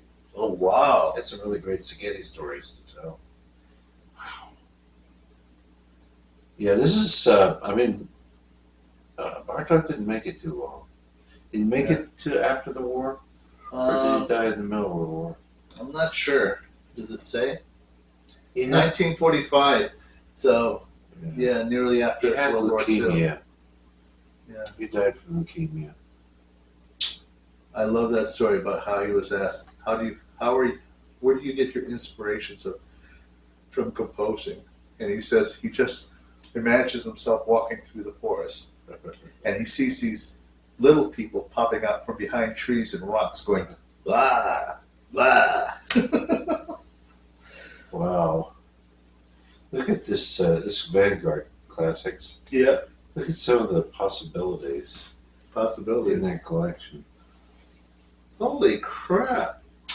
I didn't know he even did this. If one could get access to those recordings, and that's something else. Oh my goodness. Look at this. You can get the Ravel Piano Concerto for the left hand with Leon Fleischer. Yeah. Wow. Peter Serkin, the Schubert Triad Quintet, the Mozart Quintet, or Quartet. Wow. The art of Alfred Brendel playing Chopin and Liszt. Chopin? That's what it says, Chopin and Liszt. Wow, I've never heard Brendel play Chopin. That's volume 1 only. I never heard him play. I'm not surprised. That's what it says. At one time, the boy played everything, but yeah. The music of Liszt, Hertz, Thalberg, and Godowsky by Earl Wild. yeah, That's a given. I think I have that on record. Do you? Wow. I think so. Hi there. Oh, the worst of PDQ Bach, Peter Schickli. Oh, gosh. That's quite a library they got there. Yeah. The Art of the Cantor, Hanukkah, Sabbath, High Holy Days, Jan Pierce. John Pierce, yeah. Is it Jan Pierce? John Or Jan? Pierce, yeah. Oh, okay. He is American, but he's Jewish. Here's Paul Robeson live at the Carnegie Hall. Wow. What's this library called? What's it say at the top? Vanguard. Vanguard, yeah. Value packs. Oh my gosh. Classic Vanguard value packs. These are value packs. You're going to look it up, Bart. I see. If they actually still have any of these. Yeah. Wow. So anyways, there it is for you. Beethoven, Debussy, and Bartók works performed by Joseph Szigeti and Bartók. You know, some of my earliest piano assignments when I was studying with my mother was Bartók. Doing books 1, 2, and 3 as a kid. Boy, I hated those pieces as a kid. Yeah. Oh, I hated those pieces. For one thing, you know, there's that one piece where, I mean, the key signatures are impossible. Well, there's one where things, right? where you know where he doesn't. The indication, the key signature is just A flat. There's a flat in the key signature. Right. A flat. Right. So all the A's have to be flat. My gosh, how bad could that be? I never encountered that again. You know, in my lifetime after that work. Thank God she didn't have me do all the books. She just had 1, 2, and 3. Oh, that was your mom doing that? Yeah, and you know why? Huh. Because she said that I was able to predict the next harmony. In most of the works that we were most of the assignments that she was giving me, you know, which was basically Anna Magdalena. What else was there? Pieces by Leopold Mozart, Reinagel, Czerny, the whole bit. Boy, I hated that. Boy, I hated that. And it was so unpredictable. Now, which brings us to a Phillips recording. I think it's Phillips. Is it Phillips? I think it is. Yep, it is. Digital Classic Series. And the pianist is Lars Roos, or Rose, R-O-O-S. I don't know. Lars? Rose, probably. Okay, well, this is the complete piano music, and this is all new to me. Complete piano music of composers Hugo Alfven. Have you heard of him? No. A-L-F-V-E-N. I would imagine that they're from Grieg's neck of the world. And the other composer here is Wilhelm Petersen Berger. Never. It's a hyphenated name. Hugo Alfven lived from 1872 to 1960. And the other composer, Wilhelm Petersen Berger, lived from 1867 to 1942. This must have been one of those CDs I just found at probably some basement store or thrift store. That's all I can imagine is probably what it is. But maybe it was just I think it was probably pretty much a curiosity to try to find out what these works sounded like. So, but they consist of some piano suites here and there, some collections. Alfven, where's he from? I would imagine he's probably maybe Norwegian. Here, Wilhelm Petersen Berger, he is Swedish. He's a Swedish composer. Here, let me show it to you. It's the front of this cover of the CD. And in case you're wondering what the composers look like, this one's Hugo. Hugo Alfven. The other composer, well, there is no picture of the other composer. Here's one of Lars Roos, or Rose.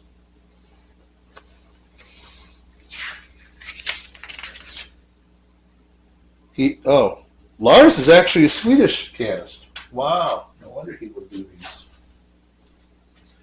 He says, one of Sweden's most eminent and popular pianists.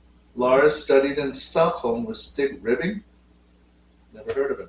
In New York with Sasha Gordnitsky. You know that guy. And in London, he studied with George Bollett. Wow. And before making his concert debut in Stockholm in 1968.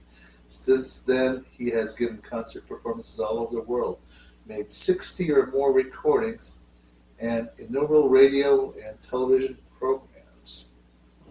Concertos to the small tidbits and revels in romantic and Swedish music. Wow. has his own recording studio where he edits his own recordings and other people's. Wow.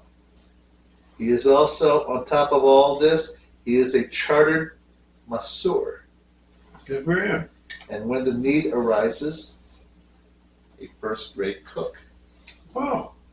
You and him probably could talk forever about those things. So, but anyways, there he is. Thank you, Mr. Lars Roos. Where'd you pick this up? I found, I think I picked it up in one of those thrift jobs. Exactly. That's a Philips CD. Wow. It's quite remarkable. Oh, there you go. Those are some interesting things. Yeah. Which brings us to the close of this segment. Are you ready for the new one? This is, well, not new one, the next segment. PSI's, I'm going to have to get used to this. PSI, all pieces considered. All pieces considered. Okay. Say it really big. All right. We now open with PSI, all pieces considered.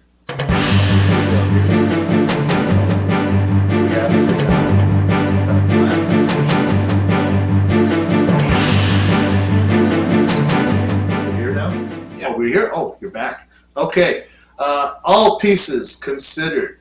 And since the last one went kind of quick, I brought in 2 pieces today. The first piece is a transcription by a pianist you may or may not heard of. The pianist is Matthew Cameron. And the featured work, transcription, is the Adagio from Khachaturian's Spartacus. Take a good look at it. Khachaturian's Spartacus is actually a ballet, for some of you who may not know. It's a fairly lengthy ballet. This work is taken from probably the most popular segment of the ballet. I think it's basically a love theme from the Spartacus.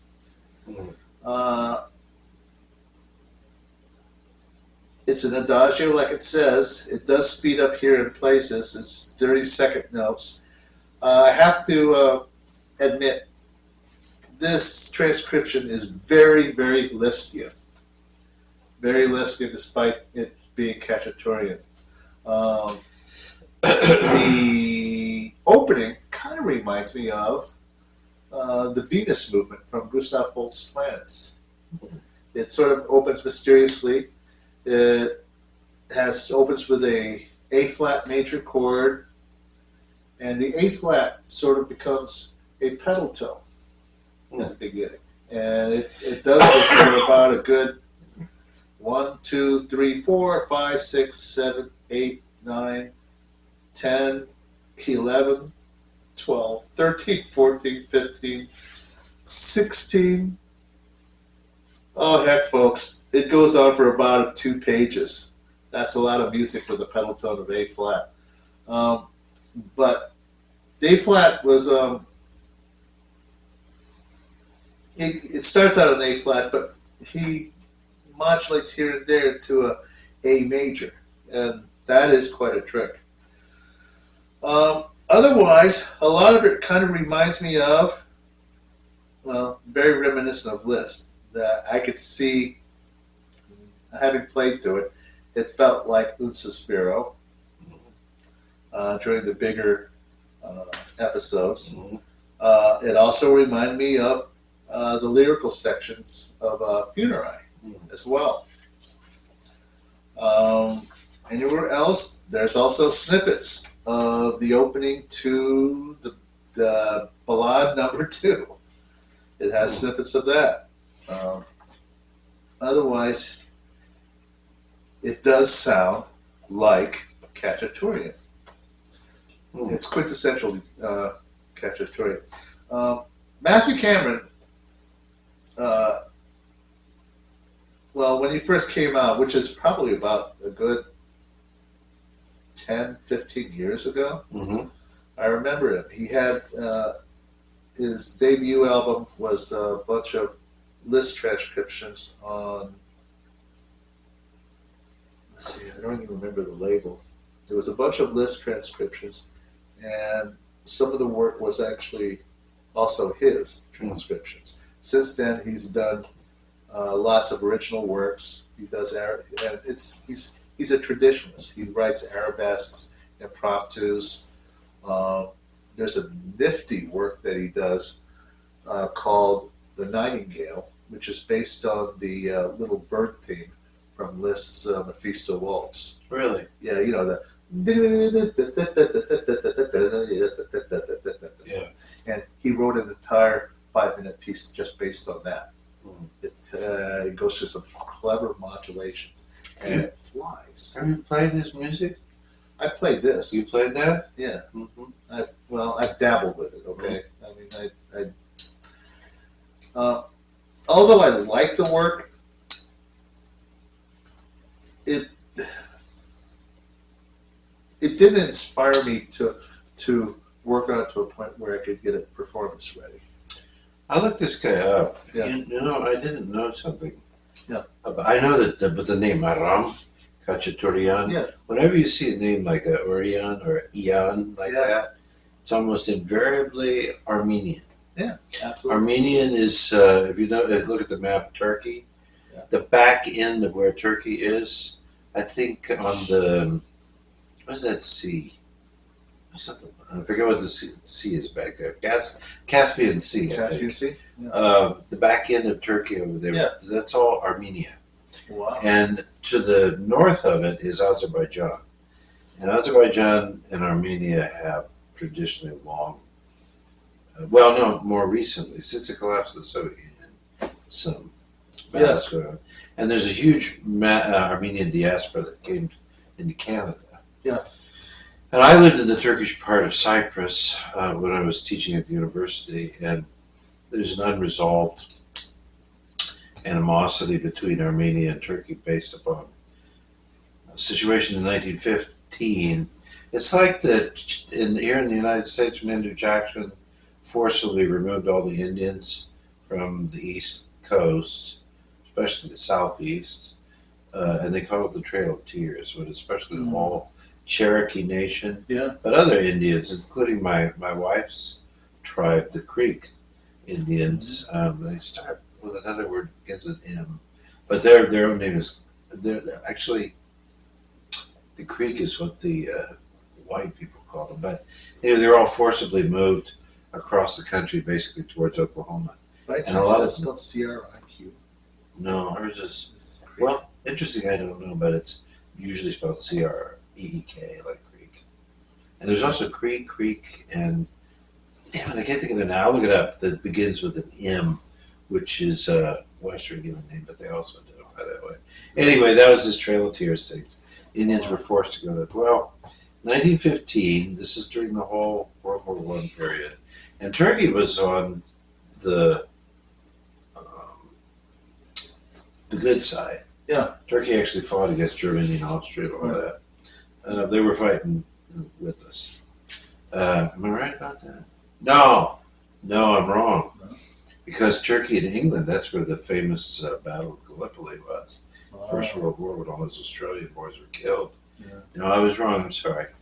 I'm not sure how it worked out, if they were alive with them or not, but England and Turkey fought each other. And there was a very famous movie made of the Battle of Gallipoli. Yeah. Is this called Gallipoli? Yeah. The movie? Yeah, it's a good movie. Australians especially died. They just kept sending them up over the top of this cliff. They had, dug channels to get up, and then they charged the Turkish line.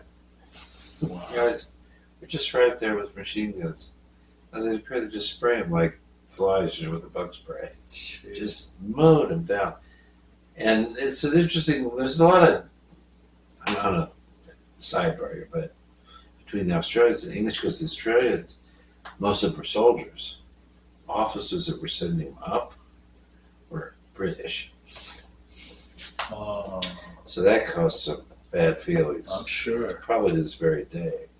But anyway, I read a little bit about Khachaturian because, he was internationally famous for the Sabre Dance, which Yeah. in Normandy, Yeah. Philadelphia Orchestra, and tons of people Yeah. recorded it. Need to hit I have a parade. recording of it. And Willie Capel was one of the great exponents and performers of the Piano piano concerto. Yeah. American boy, died in the plane crash in San Francisco. Yeah. He preceded Van Cliburn by a decade or at least. I was older than him by a decade or more, but if he'd survived, would have been one of our. And of course, because he died young and everything, and he was that famous, he's like a Mozart or like somebody died before their time. But I looked him up, and he was, like you said, really prolific. Yeah. A lot of stuff. Not bad for a chemist. Well, He was a chemist. like we were talking a while back, the original Russian Five, they were all amateur musicians, professions in other ways. Tchaikovsky and Rimsky-Korsakov were the professionals, but Kui and Borodin, Glazunov, those guys were all in other professions. What about Arinsky? Was he only composer? Arinsky? I think he was only a composer. Okay. Yeah, he's fairly prolific.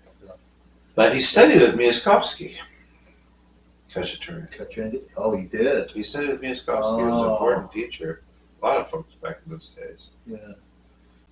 I didn't... I had somehow missed it. I didn't realize that Armenia had been part of the Soviet Union, but that makes sense. That makes sense, yeah. Because they were part of the Russian the Tsarist Empire, and they were Christians, which is probably one of the legacies of the Russian Tsarists, because the Soviets persecuted the church and the Armenians. Yeah. Kind of not so well. Yeah. They had a rough time of it, because now they're struggling. Well, they had this, not civil war, but skirmish, or it was a war for a period of time with Azerbaijan. Went on for a while. And then they have this unresolved issue with the Turks. But interestingly, you see a lot of Armenians in creative arts. Vartan Manougian was this brilliant violinist, little short guy. Graduated Paris Conservatory, won a gold medal kind of thing, and he was early on, very young, concertmaster of the Orchestre de la Suisse Romande with Ernst Ansermet. Oh, wow. Eventually was a full artist professor at Madison. Madison? Whoa. And one of the finest performances of a Bach, no, not Bach, no, the finest performances of a fugue that I ever heard in my life was the Bartok Solo Violin Sonata. Second movement's a fugue. Yeah? Amazing. The clearest, I think it's three voice, but still, wow. Yeah. You could hear every single one. It was beyond brilliant. Okay. It was amazing. And Howard and he played the second sonata Busoni with all the variations and stuff in it. Vartan was Armenian. And then there's a number of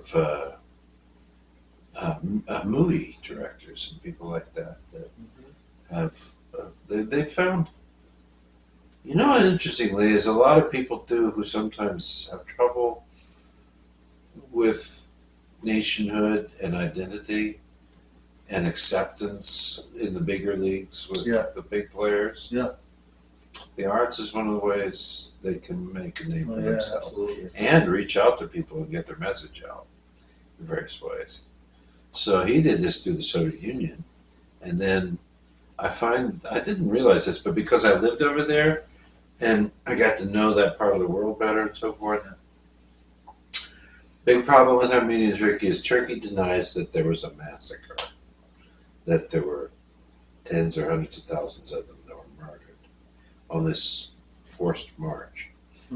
The Armenians say it was, and it still holds them up in the United Nations and stuff because Turkey won't admit to it.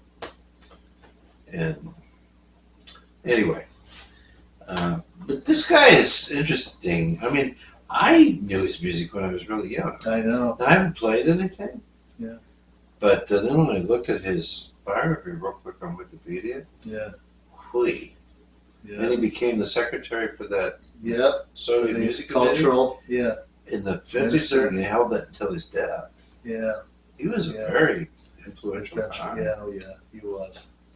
Yeah, that saber dance, I'm sad to say that it gets played at all the circuses when they do the trapeze acts and stuff, or juggling acts, or the spinning plates acts.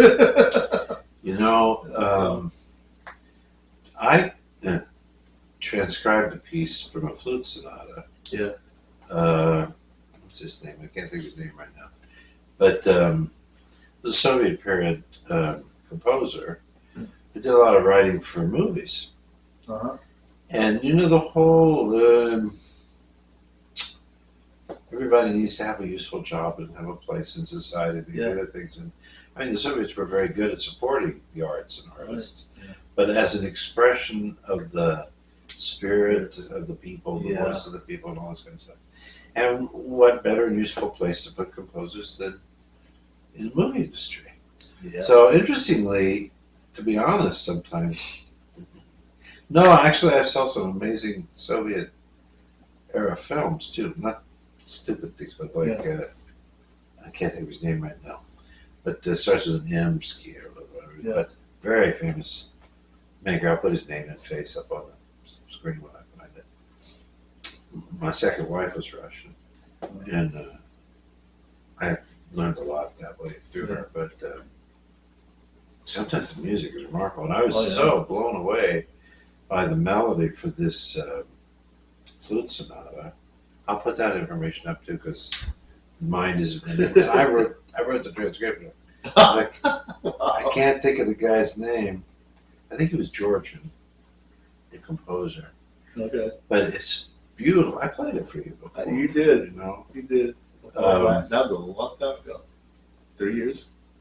It's really beautiful. It's like, but we had some people at different times. Miklos Rosza, right? Miklos Rosza. Here in the United States. Yeah. Really good composer. I mean, the Parody Quartet and Howard, people like that, they played Miklos Rosza's music. Yeah. He wrote serious stuff, but then he also wrote for the movies and some really good stuff. Oh, yeah. Now, was Rosza the one that wrote... No. He did, let's see, for MGM, he did King of Kings. Oh, no, he didn't do King of Kings. He did... What did he do? Well, I'm wondering. I think it's King of Kings. Wasn't he one of the composers that wrote when Anthony Quinn played the Greek guy? Did he write Zorba the Greek? Did he write Zorba? No, he didn't do Zorba the Greek. He did Spellbound with Alfred Hitchcock. So Spellbound for sure. Yeah. Now, even lesser known, he did a movie called Time After Time, starring Malcolm Dell. Mm-hmm. And very young Mary Steenburgen. Yeah. And that's an interesting film. Yeah, I wish there was a pianist in it so I could bring that movie in, because it's actually a very good story. But sometimes, I mean, there's some really great music written for the movies, and especially, I mean, they're in their own world. And as I'd said, show previously, we were talking about the Ruskies. They kind of almost like got their own iceberg. Oh yeah. I mean, everything that happened from the nationalist period of the 19th century through the 20th century was all Soviet. Yeah. A lot of that stuff was locked away, and we're only beginning to learn some of it. It just, they were isolated, and we didn't know. But of course, I mean, we do discover it. Mm-hmm. We've known it. There was amazing people, because before the Soviet Union clamped down, there's amazing Russian artists that got out of it. Jews a lot. Oh yeah. Horowitz and the Levines and various people like that. Scared out a lot of skis, and so to speak. I mean, when you think about it, Friedman, Godowsky, Paderewski eventually went back and governed Poland. as prime minister for a period of time. Yeah. But that was before the Soviet Union took over after the war. But anyway, good for you. I Yeah. mean, Anyways, can I look at that? yeah, sure. Did you already show it to him? I did. Matthew Cameron. Now, yeah, he's a name to look out for. I mean, he's a first class pianist. He's very good.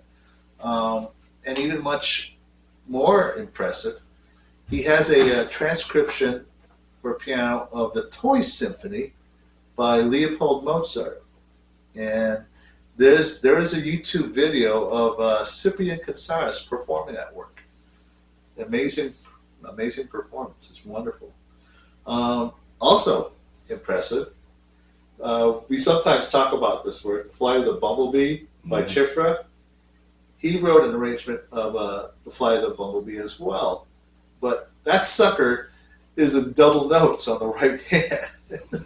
And he definitely has the double notes for that. He could easily handle the Chopin's eighths and thirds. Oh, yeah. Yeah. It's quite impressive that, and it sounds like tubies going at it, to the whole thing. It's wonderful. Got a big hand on him, looks like. Oh, yeah, he does. Got a pretty good compass. So, but yeah, look out for Matthew Cameron. Khachaturian. I think my first. I'm sorry. You're recording it? I do not have a recording, but you could listen to it on YouTube. He does have a video out. Two of them actually. He's got. So I interrupted you. What you're about to say? I was going to say that my first introduction to Khachaturian was the listening to that toccata being performed year in, year out over at this the Soul Ensemble competition. Oh. So everyone plays it. Everyone. Although I haven't heard it since. That was a great contribution, frankly, though. College. When you think about it, another great composer from that period, and I wouldn't necessarily say he belongs, up there with Prokofiev or any of these guys. No. Okay. Let's see, Prokofiev, Shostakovich, your top drawer. Yeah. Right? Dmitri Kabalevsky. Kabalevsky. One of the pieces I can still play by memory. Is that Sonatina? With a lip bump. Or is it Taccatina? It's a Taccatina. Yeah. I can still sit down and play that by memory. You learned it as a kid. Yeah. But I'm sure, Bartók did this too. Yeah. But probably, it was actually probably due to this socialist kind of way of looking at raising young people up and educating them and introducing them to good and useful things. Mm-hmm. There's a lot of it, like Dohnanyi himself did a lot of work with educational stuff. But then Bartók wrote all this children's music. The Mikrokosmos is how many? 6 volumes at least? 5 or 6. Hundreds of pieces, right? The last two are like the biggest. Very easy kind of beginning things, and then they get graded more difficult. Yeah. Quite difficult. Oh, yeah. Eventually. But Kabalevsky does that too, a lot of stuff for children. And what was the blue and white books? Francis Carr. Remember? Oh, I do remember. When I was at taking piano lessons before Professor Webb with Screenwall. Yeah. There are these white on the top and light robin's egg blue on the bottom. Mm-hmm. Her name was something Francis Carr, just Francis Carr. There's also Glover and Carr. But this was before. And there were these various collections of things that she put together. Okay. One of them that I had that Mrs. Greenwald did with me was 20th century composers. Mm-hmm. And that's where I learned stuff from Rachmaninoff, Cyril Scott, Shrepnin, the Kabalevsky's in that book, I think, and things like that. And she did some various kind of collections like that and stuff. But that's where I first learned about some of those Russian composers, and then a little bit 20th century music history with Howitt. Because Robert Howitt at Wittenberg was a great exponent of the music of Rachmaninoff and played a lot of his stuff. Wow. But there's some nice music there, actually. For those of you who would be interested in sometimes some very interesting melodies, folk music.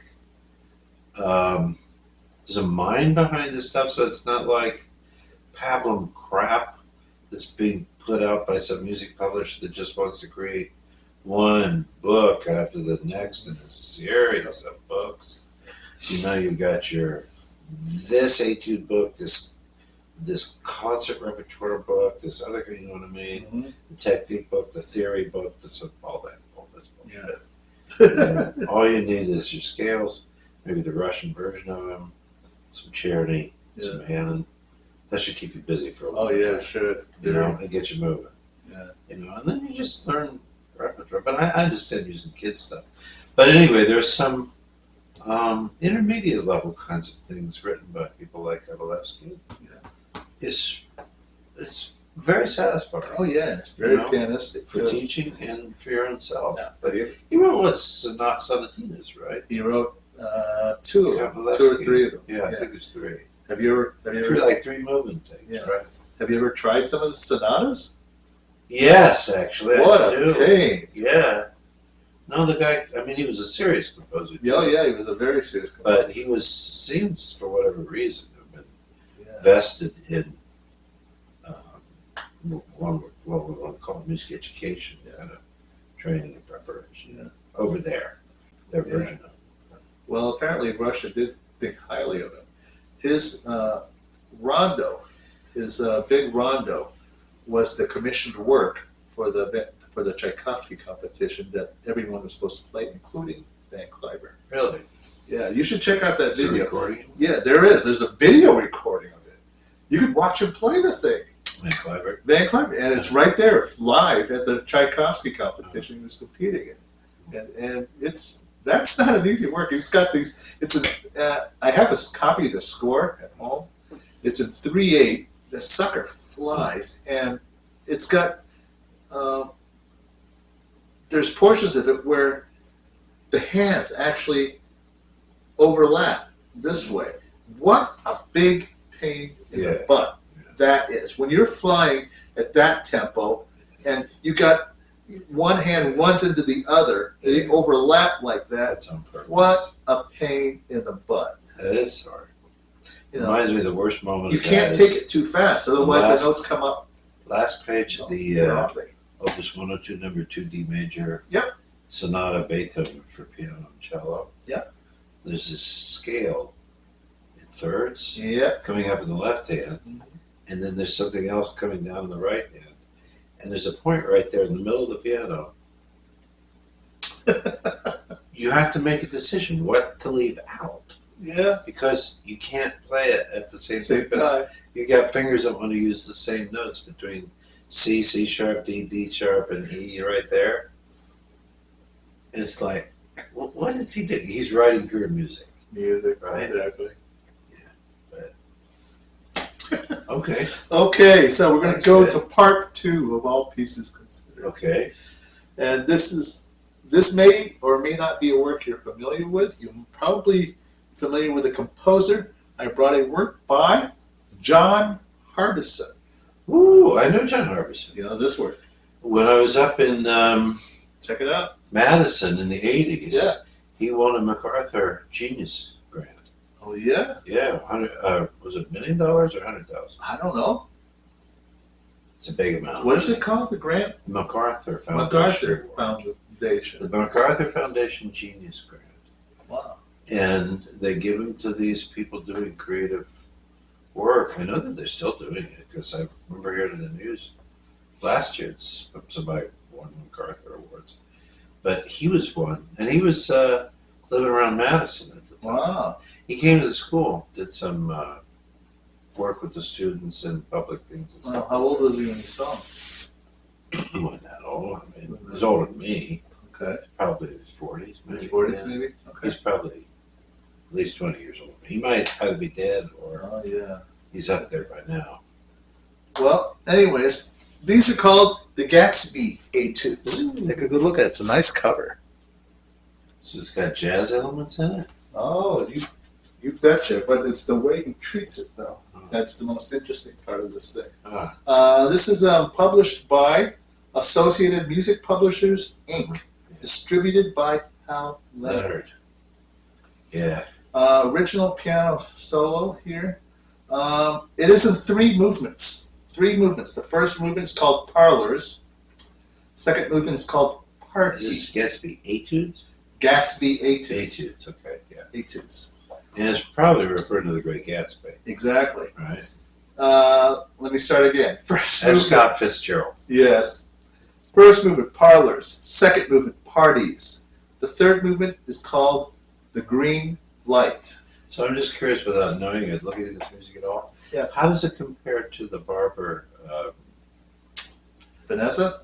No. The solo piano pieces, and they're also sometimes done as 4-hand arrangements. Souvenirs? Souvenirs. Oh. How's it compare? How do they compare? Do you know the pieces? Yeah, I know the pieces. The Souvenirs is, I would say, is a little more cosmopolitan. Okay. I'd say it's a little bit more sophisticated. I think Okay. it has a sophistication Okay. about it. When you think, particularly the waltz and the tango movements, they're sort of like this. Yeah. And even the tango, which is supposed to be this way Yeah. and rigid Yeah. somewhat, Yeah. it even has. It's not. So It's just it's like so the word I'm getting, dance music. the word I'm Ballroom. getting from is genteel. Yeah, The Barber pieces. yeah. These presumably are not. These are not necessarily that way. These are. Well, let me read the program notes to you. Okay. The program note, written by John Harbison himself. The duration of the work, circa 8 minutes. So it's not a big work. It's not a great long work. But anyways, the opera, The Great Gatsby, was commissioned by the Metropolitan Opera to honor the 25th anniversary of James Levine's debut. Ooh. To assist in its preparation, the Met asked me to suggest a pianist to make a tape with my participation of the entire vocal score. My choice was Judith Gordon. Her splendid account of this piece, in addition to its practical value, was a pianistic tour de force. As a measure of my gratitude, and what gratitude? As a measure of my gratitude, I made her a piece, the details of which she had already practiced. The 3 Gatsby etudes do not follow the operatic chronology, but instead pursue some of its motivic trains of thought. They are pianistically challenging and fun to play. They connect without pause. They are dedicated in gratitude and friendship to Judy Gordon. Wow. So, Judith Gordon. It says here, the first movement, right here in the upper corner, right-hand corner. John Harbison, 1999. Okay, and the first movement being Parlors. The work is this first movement is in cut time, allegro comodo, and right away it starts out with held E flats, forte with a sforzando, bring, and then it just sort of moves. It starts, then the piece proper starts piano, moving to a mezzo piano, and then mezzo forte, back to mezzo piano, then crescendos again towards another pause with the E flats again. Now, this particular work, Parlors, it's I wouldn't say it's notey. It's got plenty of notes, but it sort of reminds me of like gossiping, is what it sounds like. Okay, it's got plenty of notes in it. Most of the finger work is done in the right hand, although it does have an episode here where the left hand does what the right hand did, except in a more, I'm going to say, more masculine manner, I think, and almost in a reply. But it has these pauses. Remember that opening E flat I told you about? it's held for something like 2.5 bars. Bing, and he does that throughout at least a lot of it. I mean, eventually it becomes just small thirds right here, like that, and then eventually the pauses become just measures of rest, like that.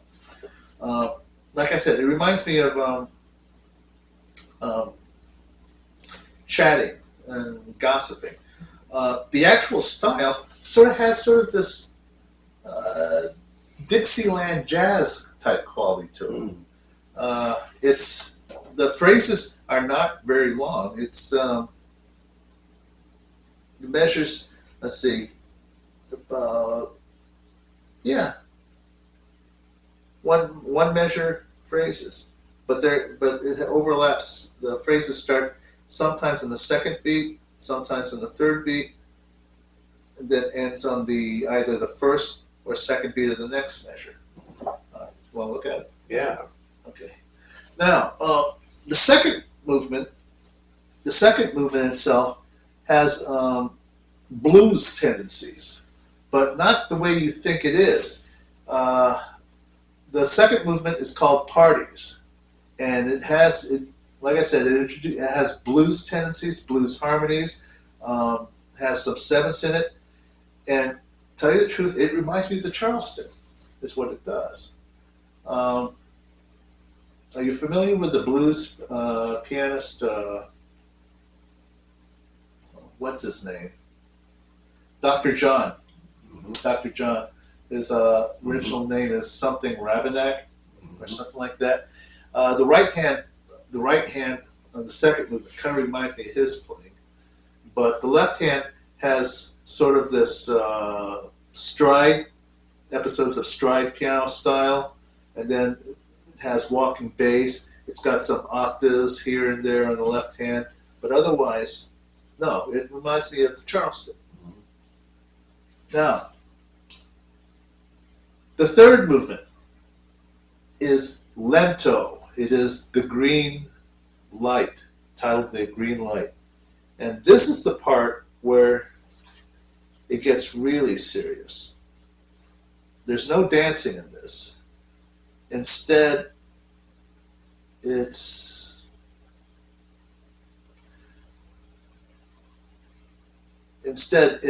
sort of, okay, I'll just say it. It sounds very serious to me.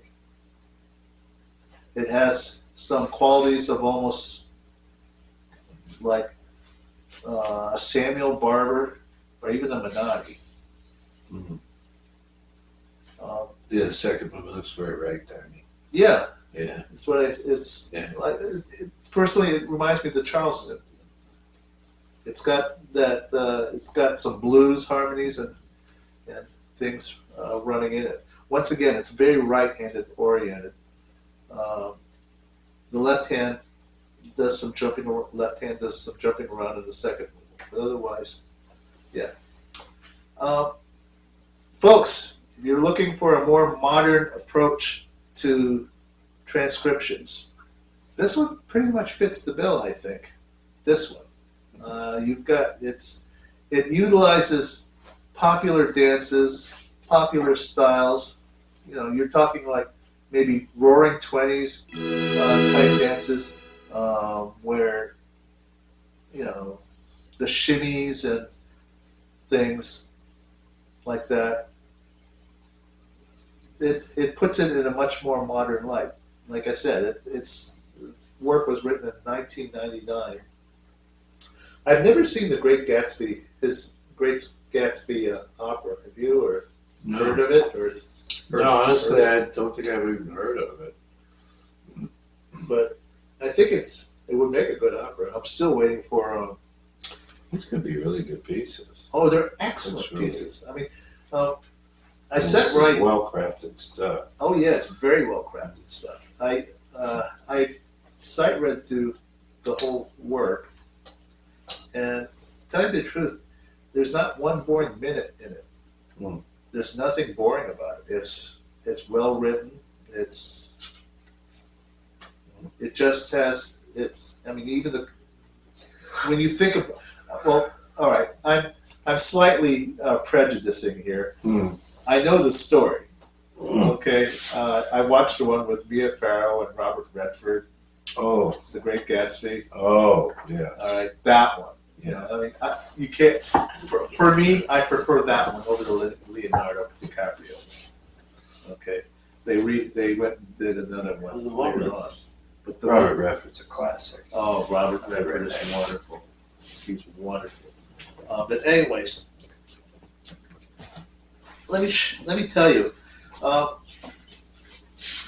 it's not an easy sight read, that's for sure. Okay, and to tell you the truth, while I was playing it or reading through it, all I could think about is what I could relate with the story, according, from the music. So basically, my head was just thinking about The Great Gatsby, the story, actually. So if you've never read F. Scott Fitzgerald's The Great Gatsby, that should be required reading before you try this. Okay.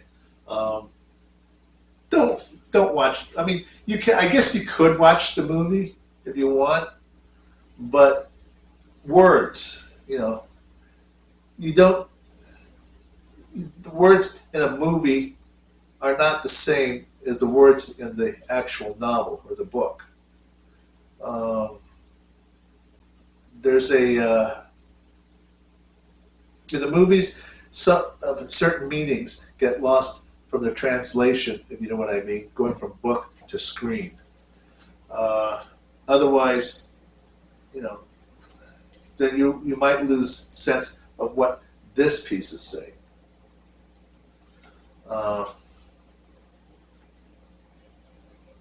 I mean, it's party and fun enough to play the first and second movements. But I tell you, I think for me, the green light, there's something about this last move, the green light, even though it's a lento, okay, there's parts of it, where briefly it goes, the tempo picks up, but there's something about the last movement. It's only 3 pages long.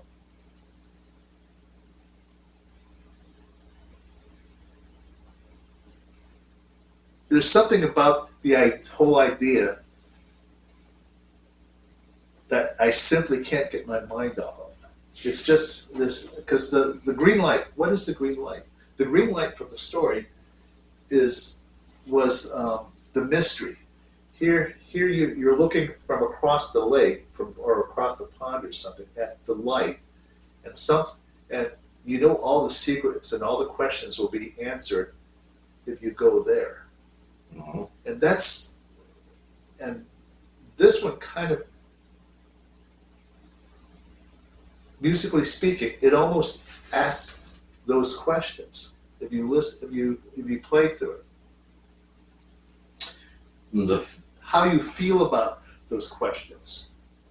Is it a frustrated question or a frustrating secret that you just have to find out what it is? The experience I would bring to this set of pieces was playing Ravel's False Noblesse and Avental. Because this last one, the green light, it gets quite big, for a while. Oh, yeah. Some things. But ultimately, I would say it's not like it peters out, but it kind of moves into the distance or vanishes. Yeah, exactly. Kind of, whatever was there just kind of dissolves. Yeah. And it reminds me of the conclusion of Waltz de Sentimental, the last waltz, which is actually remembering all the different themes from all of the ones before. Yeah. That's not what this is, but in terms of ding, ding, ding, ding, the party's over and it's time to go home, 6 a.m., everybody's beyond drunk and tired. It's just time to call it a day. But it looks like a really cool, it's a cool piece. It really is. I would be interested to, I don't know these so well, but as I'm reading it and seeing the music and stuff, the program that the Ravel with the Gatsby Etudes. Etudes. Yeah. That could be kind of interesting. Well, that could be very interesting. Or, let me see, I was also thinking, Oh, you know Paul what would be good? Heyman's 1922 suite. Oh. I was thinking, I don't know, no. How do you say 8 minutes? Yeah, 8 minutes. So I was thinking you could do a second half where you do the Ravel Waltz Nuga Sentimental, the John Harvest and Gatsby Etudes, and then the three ghost strikes of Bolko. Oh, yeah, that would be interesting. Doesn't that be a good set? Oh, yeah, that would be an excellent program. And if you really want to punish yourself, the audience, you could finish with what Mel Blues. Oh, the Four Blues by Copeland, or No, oh, Rachevsky. Rajewski. Cottonmouth Blues. Yeah, that'd be pushing. I'm joking. Yeah. Ways. But the Boltons and the Ravel and this would make up a good half hour. Oh yeah, it sure would. It sure would. So, how are we doing? It's Anything else? written. Well, that is it Okay. for all pieces considered. And this brings us to our featured composer for today. We're going to try to make this show shorter than the previous Oh, show. okay. Just, All right. So we're about I'm 2 thinking hours. we're about Right. 2:10. Yeah. I'm thinking. Okay. Do we have time for? Yeah. Okay. Our featured composer today is a composer we talk about every once in a while. And that composer is Ooh, I love it. Karl Szymanowski, That book. the Polish composer. Wow. So, and this is a neat book. It's published by Paganiniana Yeah. Publications, Inc.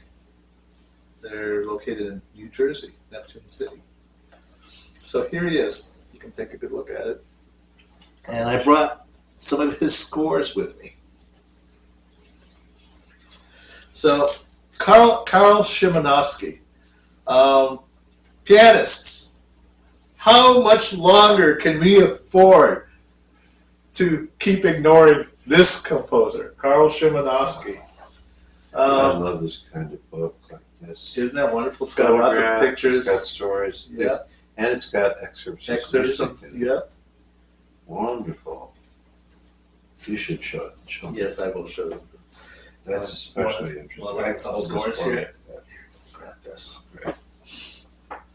Okay. Got the etudes. I got the mixed book. Ooh, I don't have that. Karl Szymanowski.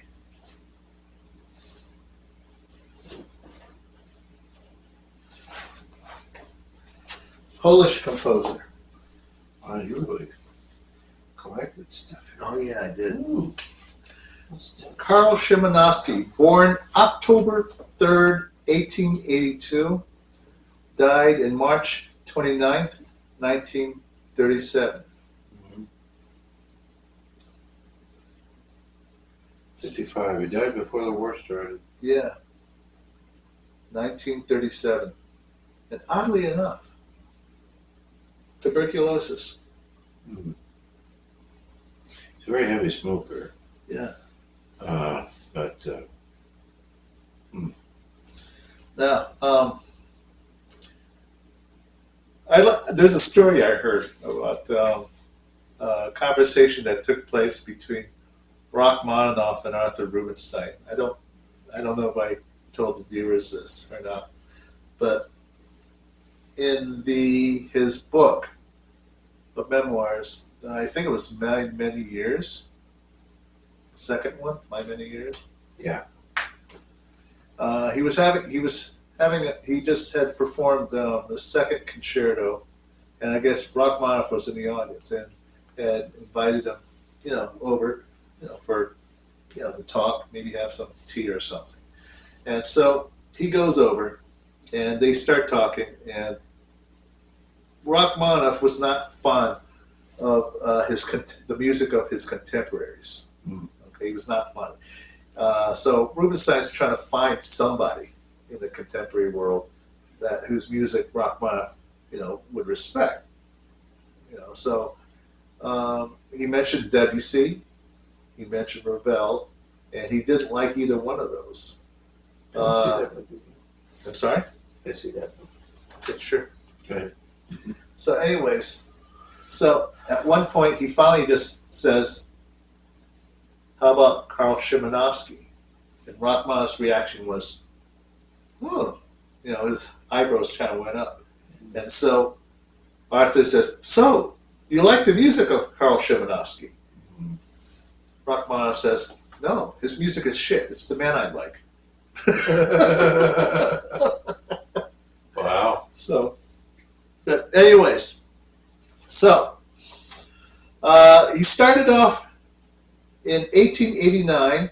That is 7 years after he was born, age 7.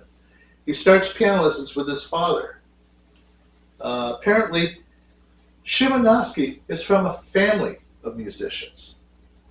Everyone was required to play the piano. His siblings. His older brother, gosh, what is his name? His older brother. I used to know this too. Oh, Felix. Felix, or Felix, I guess. His older brother, Felix, and his younger sister, Stanislava. He had a younger sister. They all took piano lessons with Dad. Felix would eventually become a conductor. Stanislava, she eventually would become the singer in the family. So the three of them were very, very talented. And oddly enough, even though, especially when their family is this talented, okay, guess who they were friends with? And they're practically one big happy family. They knew the Newhouses. Really? They were practically friends of the family. And guess who else they knew? The Blumenthal's. So the musical environment, the artistic alliances could not have been better for the Szymanowskis. The Szymanowski, actually, their household was actually the music center for all three families together. All three of them. So every once in a while, the Newhouses would come over, the Blumenthals would come over, they would have one big concert and talk about music and things like that. They probably stayed for dinner. The Szymanowskis were very well off. So they were landowners. Now, even though they are from Poland, they actually owned land in the Ukraine. And so that's a lot of how they obtained a lot of their wealth was from their land. Now, however, after the revolution, they would lose all of that. So, and lots of Polish families also lost land from the Ukraine after the revolution. So, but the father, as resourceful as he is, was determined to keep them afloat. And so his kids were very talented. He was very talented. And so they sought to, keep the finances up by being involved with the arts. Felix was a conductor. Dad was in the music. He played the piano at bars and things, and even Karl, went out and played, and his younger sister, went out and sang. Now,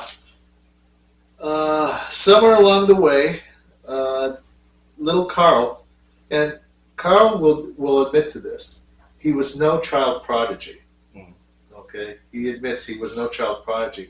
He could play the piano, and he could pass himself off. Bless you. Sorry. That's all right.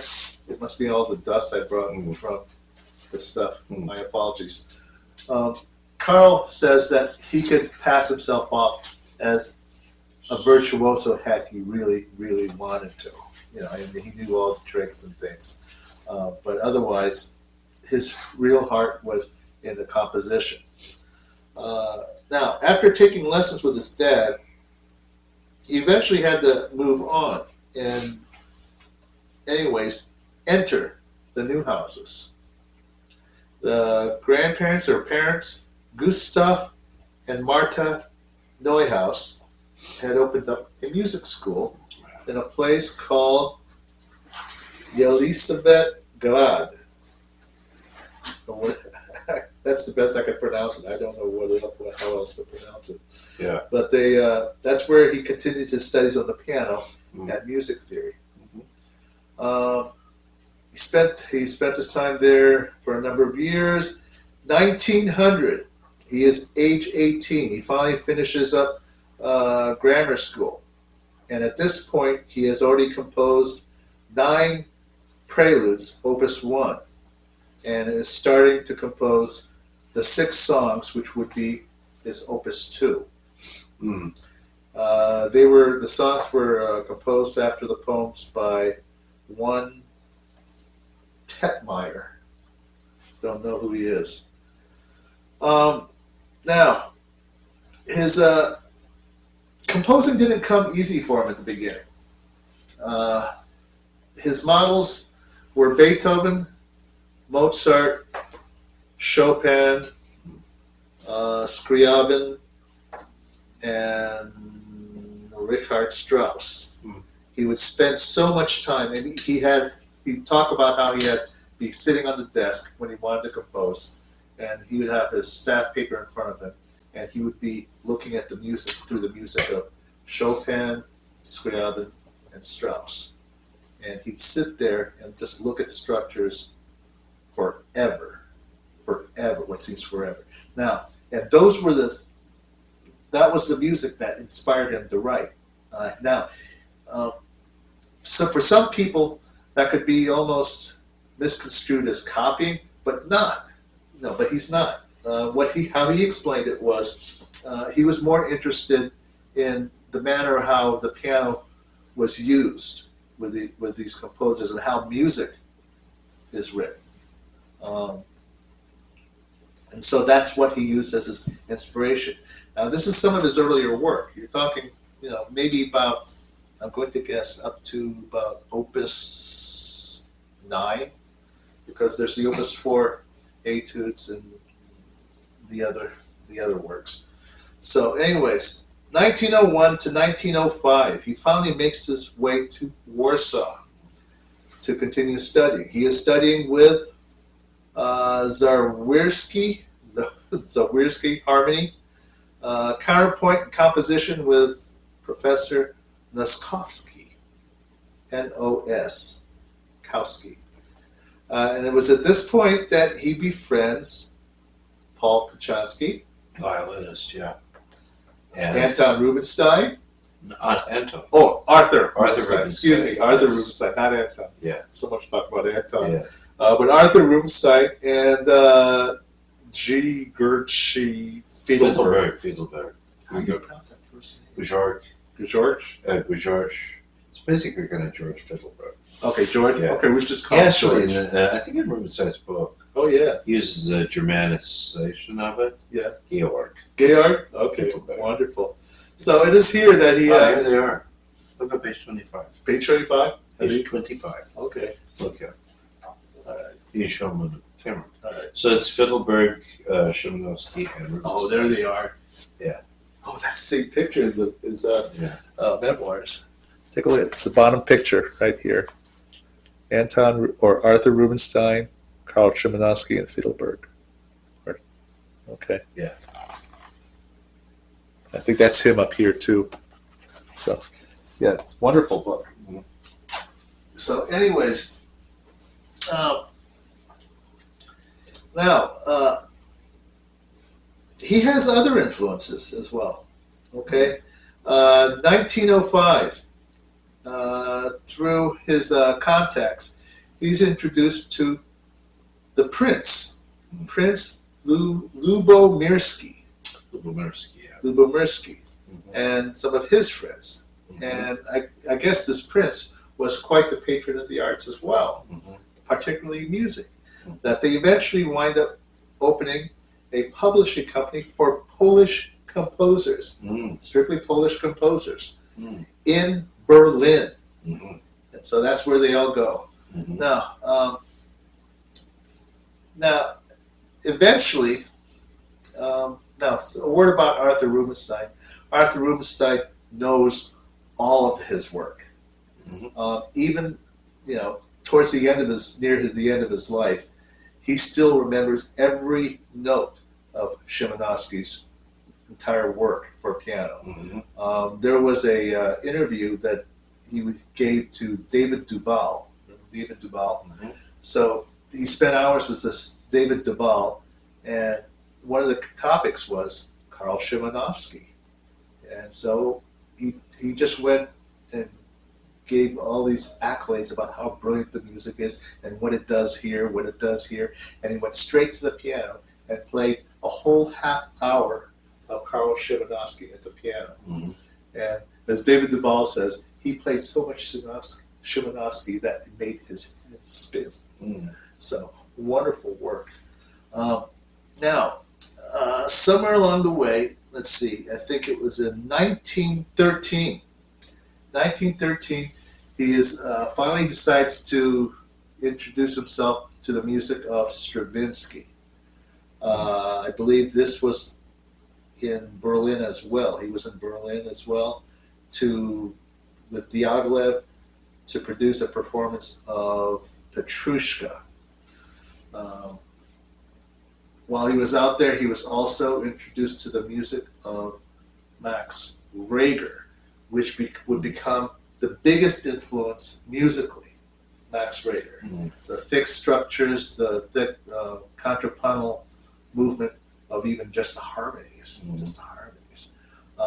now, you could see this even in Szymanowski's music, particularly in the piano sonatas. So here he is, 1915, and there's a work that he composed, what was it? It was a concert overture in E flat that was performed by, I believe it was the Warsaw Symphony. And some, for the majority of the time, most of the people liked it, but the more conservative critics, they tore that sucker apart. They didn't like the work. A lot of the audiences who were more familiar with Szymanowski loved everything Szymanowski does. But the critics, they were more critical, and they just looked at this overture and just gave it a hack job. Didn't like it. But Szymanowski was the type of composer that really didn't care. This was where his artistic tendencies were leading, and that's where he wanted to go. Now, funny as it seems, he talks about at this point in this book that in 1915, even though his overture for the orchestra tanked with the critics, there was a let's see, what was it? 1910. Was it 1910? I think it was. No. 1919. There was a. Gosh, it's supposed to be the centenary, so it would have been 1910, wouldn't it? Since Chopin's birth, because he was born in 1810. Yeah. Okay, so it would have been 1910. Mm-hmm. So there was a celebration of the Chopin centenary, and they decided to have a competition for composers. Mm. And so, anyways, he was bewildered that his pieces won, and it was the Piano Sonata number 1 that actually won it for him. Mm. And in a lot of ways, he was sort of bitter about that. Mm. Because it was an early work that he that won it for him, Mm-hmm. and he really wanted his more recent work to be more recognized. Mm-hmm. But anyways, so the rest of the story is pretty much straightforward. He eventually gets a teaching position at the Warsaw Conservatory. Teaching what? Teaching whatever he could teach. He became, basically, he was like their leader almost. He wanted to change the way the faculty teaches. And apparently they didn't like that. And at this point, he's already has the early stages of tuberculosis at this point. And so it didn't make matters worse for him health-wise. And so he eventually had to step down from teaching. Here's another guy that composed almost nearly all the way to the end. So now there are very few, not as many recordings as we would like of Szymanowski. The most recent one I heard about was from Deutsche Grammophon, that CD that was released by Christian Zimmermann. But there are others. I believe Martin Jones, the British pianist, has recorded the entire piano repertoire of Karl Szymanowski. But anyways, I never run into Karl Szymanowski much more these days. The last time I heard as much Szymanowski in a single program was your teacher, Howard. When he came to Wittenberg, and he gave that full recital of all Szymanowski from beginning to end. Yeah. So that was my first introduction to Szymanowski, actually. Now he also has that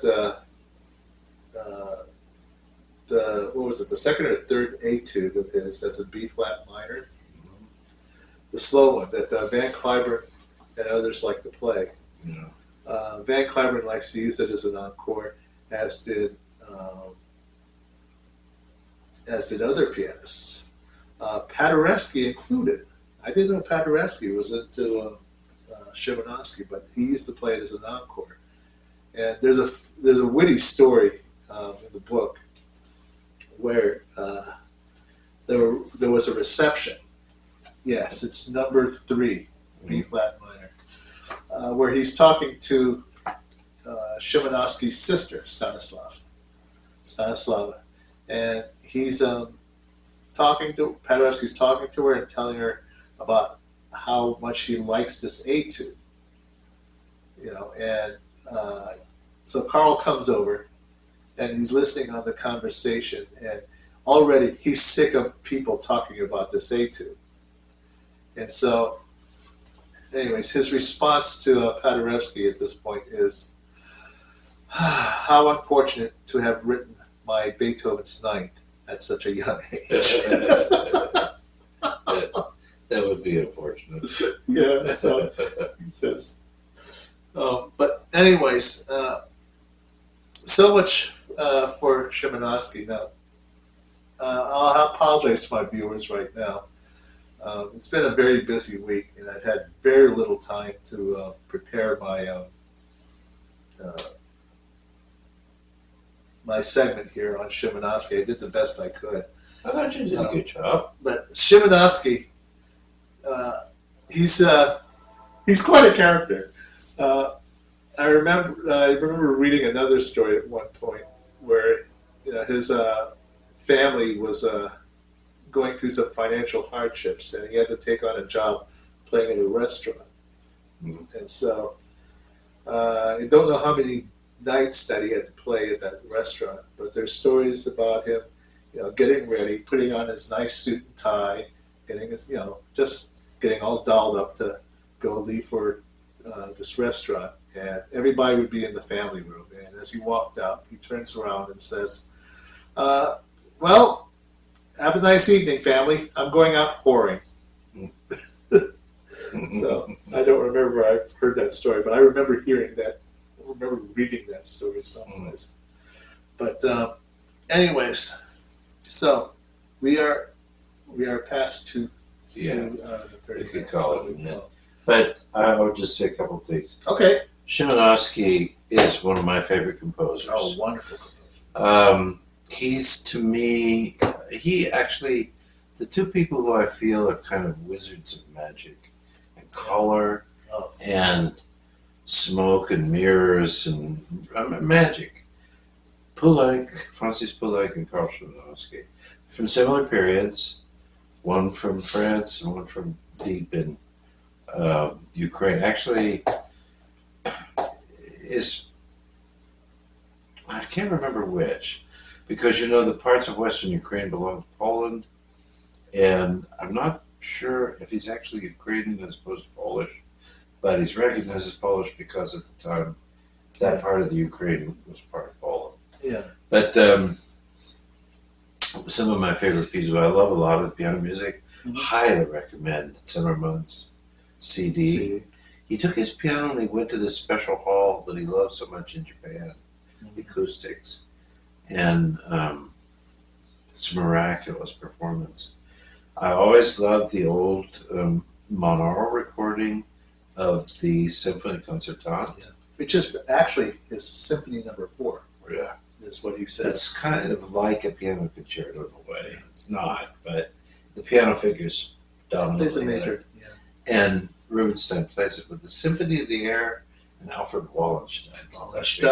It's a really cool performance, and I love it because the way it's recorded somehow in the monaural way, I feel like I'm peering in or peeking into a private moment, But I was like if you have a box right off the stage where you get this kind of unique personal view and sound from the performance of it. That's great.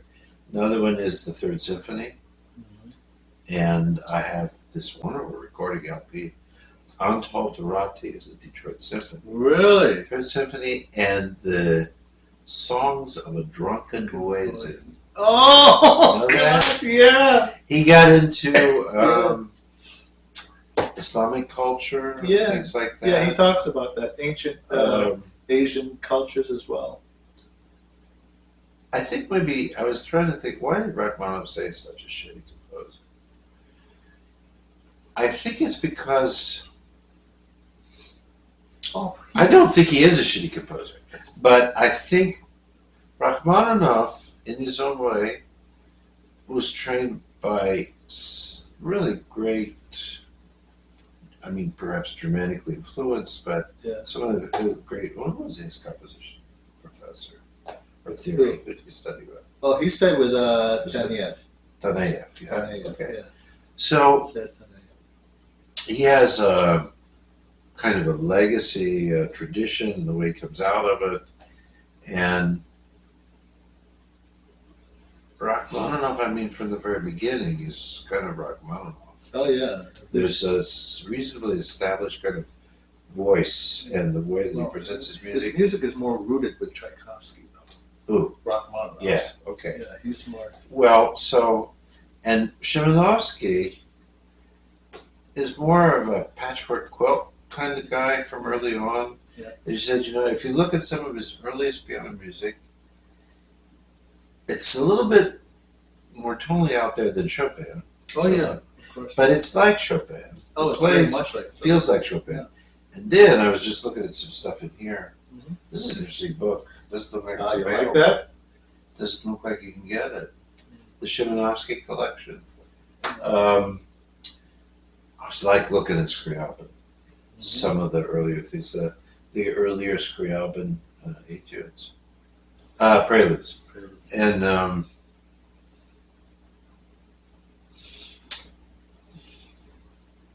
second sonata,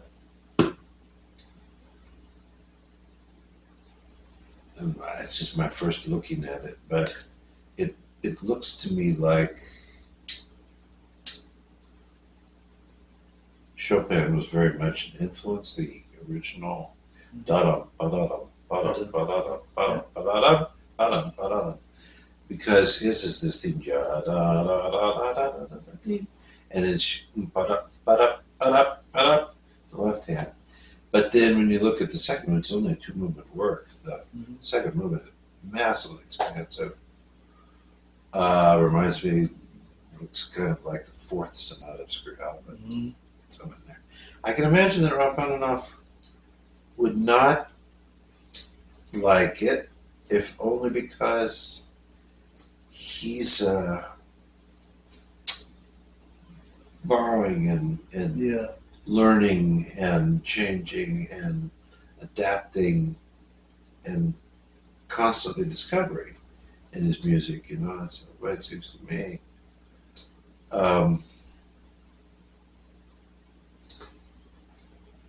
There's something, like when I listen to the Third Symphony, or the songs of the Drunken Boys, and I don't know what it is about it, or when I listen to his piano music, Beethoven, or all these different things. You know The Lion, the Witch, and the Wardrobe? Yes. The little C.S. Lewis and the little boy that discovers the wardrobe. And there's some good ones. There's the actual series, The Lion, the Witch, and the Wardrobe movies. But then there's this wonderful biographical story about C.S. Lewis, and he was a staid British professor who eventually gets into a romantic relationship and marries a divorced New York Jewish woman. And her boy from the previous marriage comes, and they live together. He teaches at Essex. No, I mean Oxford, or what's the other one? Not Oxford. You're what you call it? Royal? No, the two schools, Oxford and Cambridge. I think C.S. Lewis. Well, he's one of those schools. Had a very nice home, along with the family. He lived for years as with the families, and then with his brother and sister-in-law, something like that. And as he was an older and very well-established writer and professor, teacher, highly regarded, he met this Jewish and somewhat, let's say Brooklyn Jewish. I'm not saying 79th Street in Manhattan. I'm saying a little bit more Brooklyn-y. Yeah. I mean, she's a lovely lady. Yeah. But a little coarser. And American on top of that. And divorced. And he's completely taken with her. If anything, because C.S. Lewis, because he's so... She makes him laugh. It just kind of pulls him out of his staid self and everything. It's a lovely film. Not a documentary. It's a fictional... I mean, it's a movie. Yeah. And the really cool thing is, and that sad thing is, without giving it all away, the lady develops cancer and she dies. They have some time together. Yeah. And he's very happy with her and he's so devoted to her. Well, there's this boy left over. Yeah. Now he's motherless. He's living in England with this guy who married his mother. And the scenes that they have in that film together, I think Anthony Hopkins is the actor in the film. Oh, Remains the Day? No, it's not Remains the Day. Oh. No, this is about, come on, I think his accent and everything. But I think he was the guy that plays C.S. Lewis. I think it was him. Oh. There's this lovely moment where the boy and he bond because they're outside, sitting out there, and the boy's kind of looking to him for, as a great professor, wise man, all this. Why did mom die? Why did this happen? Why did this stuff happen? And he can't give him an answer, and they both cry together. They cry. And it's a bonding moment.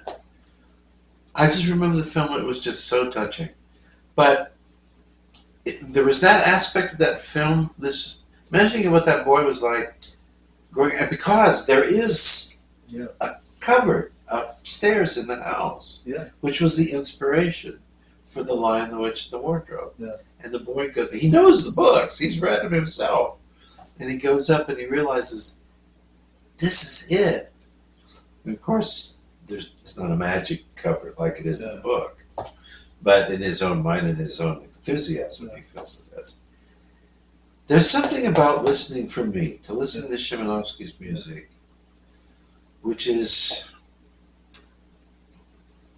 a boy's somewhat naive, fantastic mind, fascinated with all of this magic around it. Yeah. The things that are happening and can happen, and how do they happen, and this and that, but this kind of wonder about it. You know what I mean? Yeah. This is what I feel. Come on.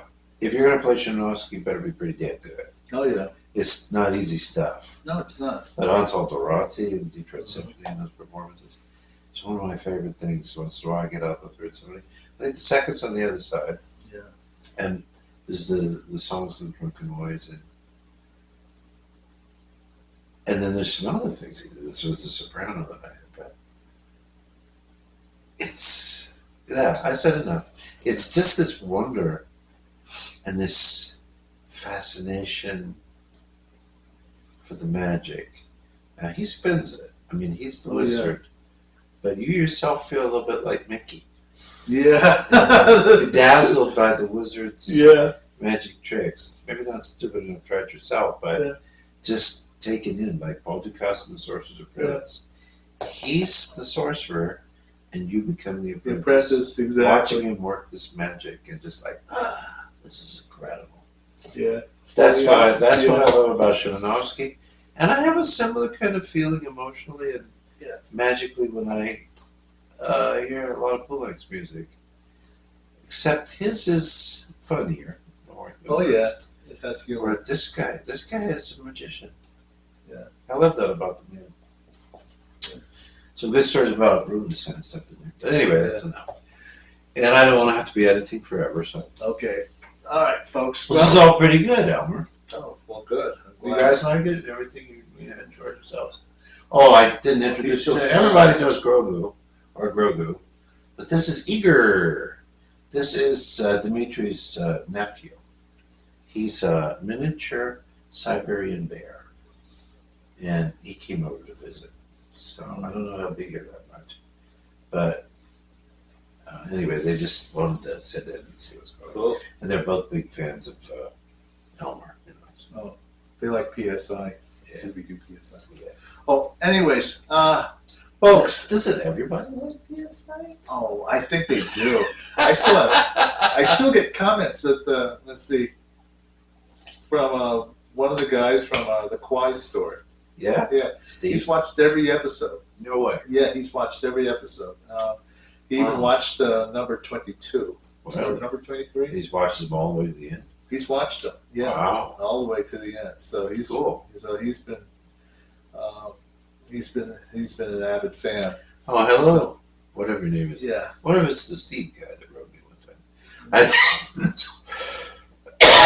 I will answer that email sometime. Yeah. Okay. Very much like to do a concert at the Quai store. Absolutely. Folks, if you enjoyed our content, please give us a thumbs up. Tell your friends and neighbors to subscribe. Tell them how much you like the show. Otherwise, we await with bated breath to come back again in another week to give you some more good stuff. We love to scratch the underbelly of that iceberg. Yeah. Tickle, tickle, tickle. See what falls out. Anyways, this is. I'm Mark. I'm Elmer. And we are PSI. Piano Seeds Investigations. Bye-bye, everybody. Later.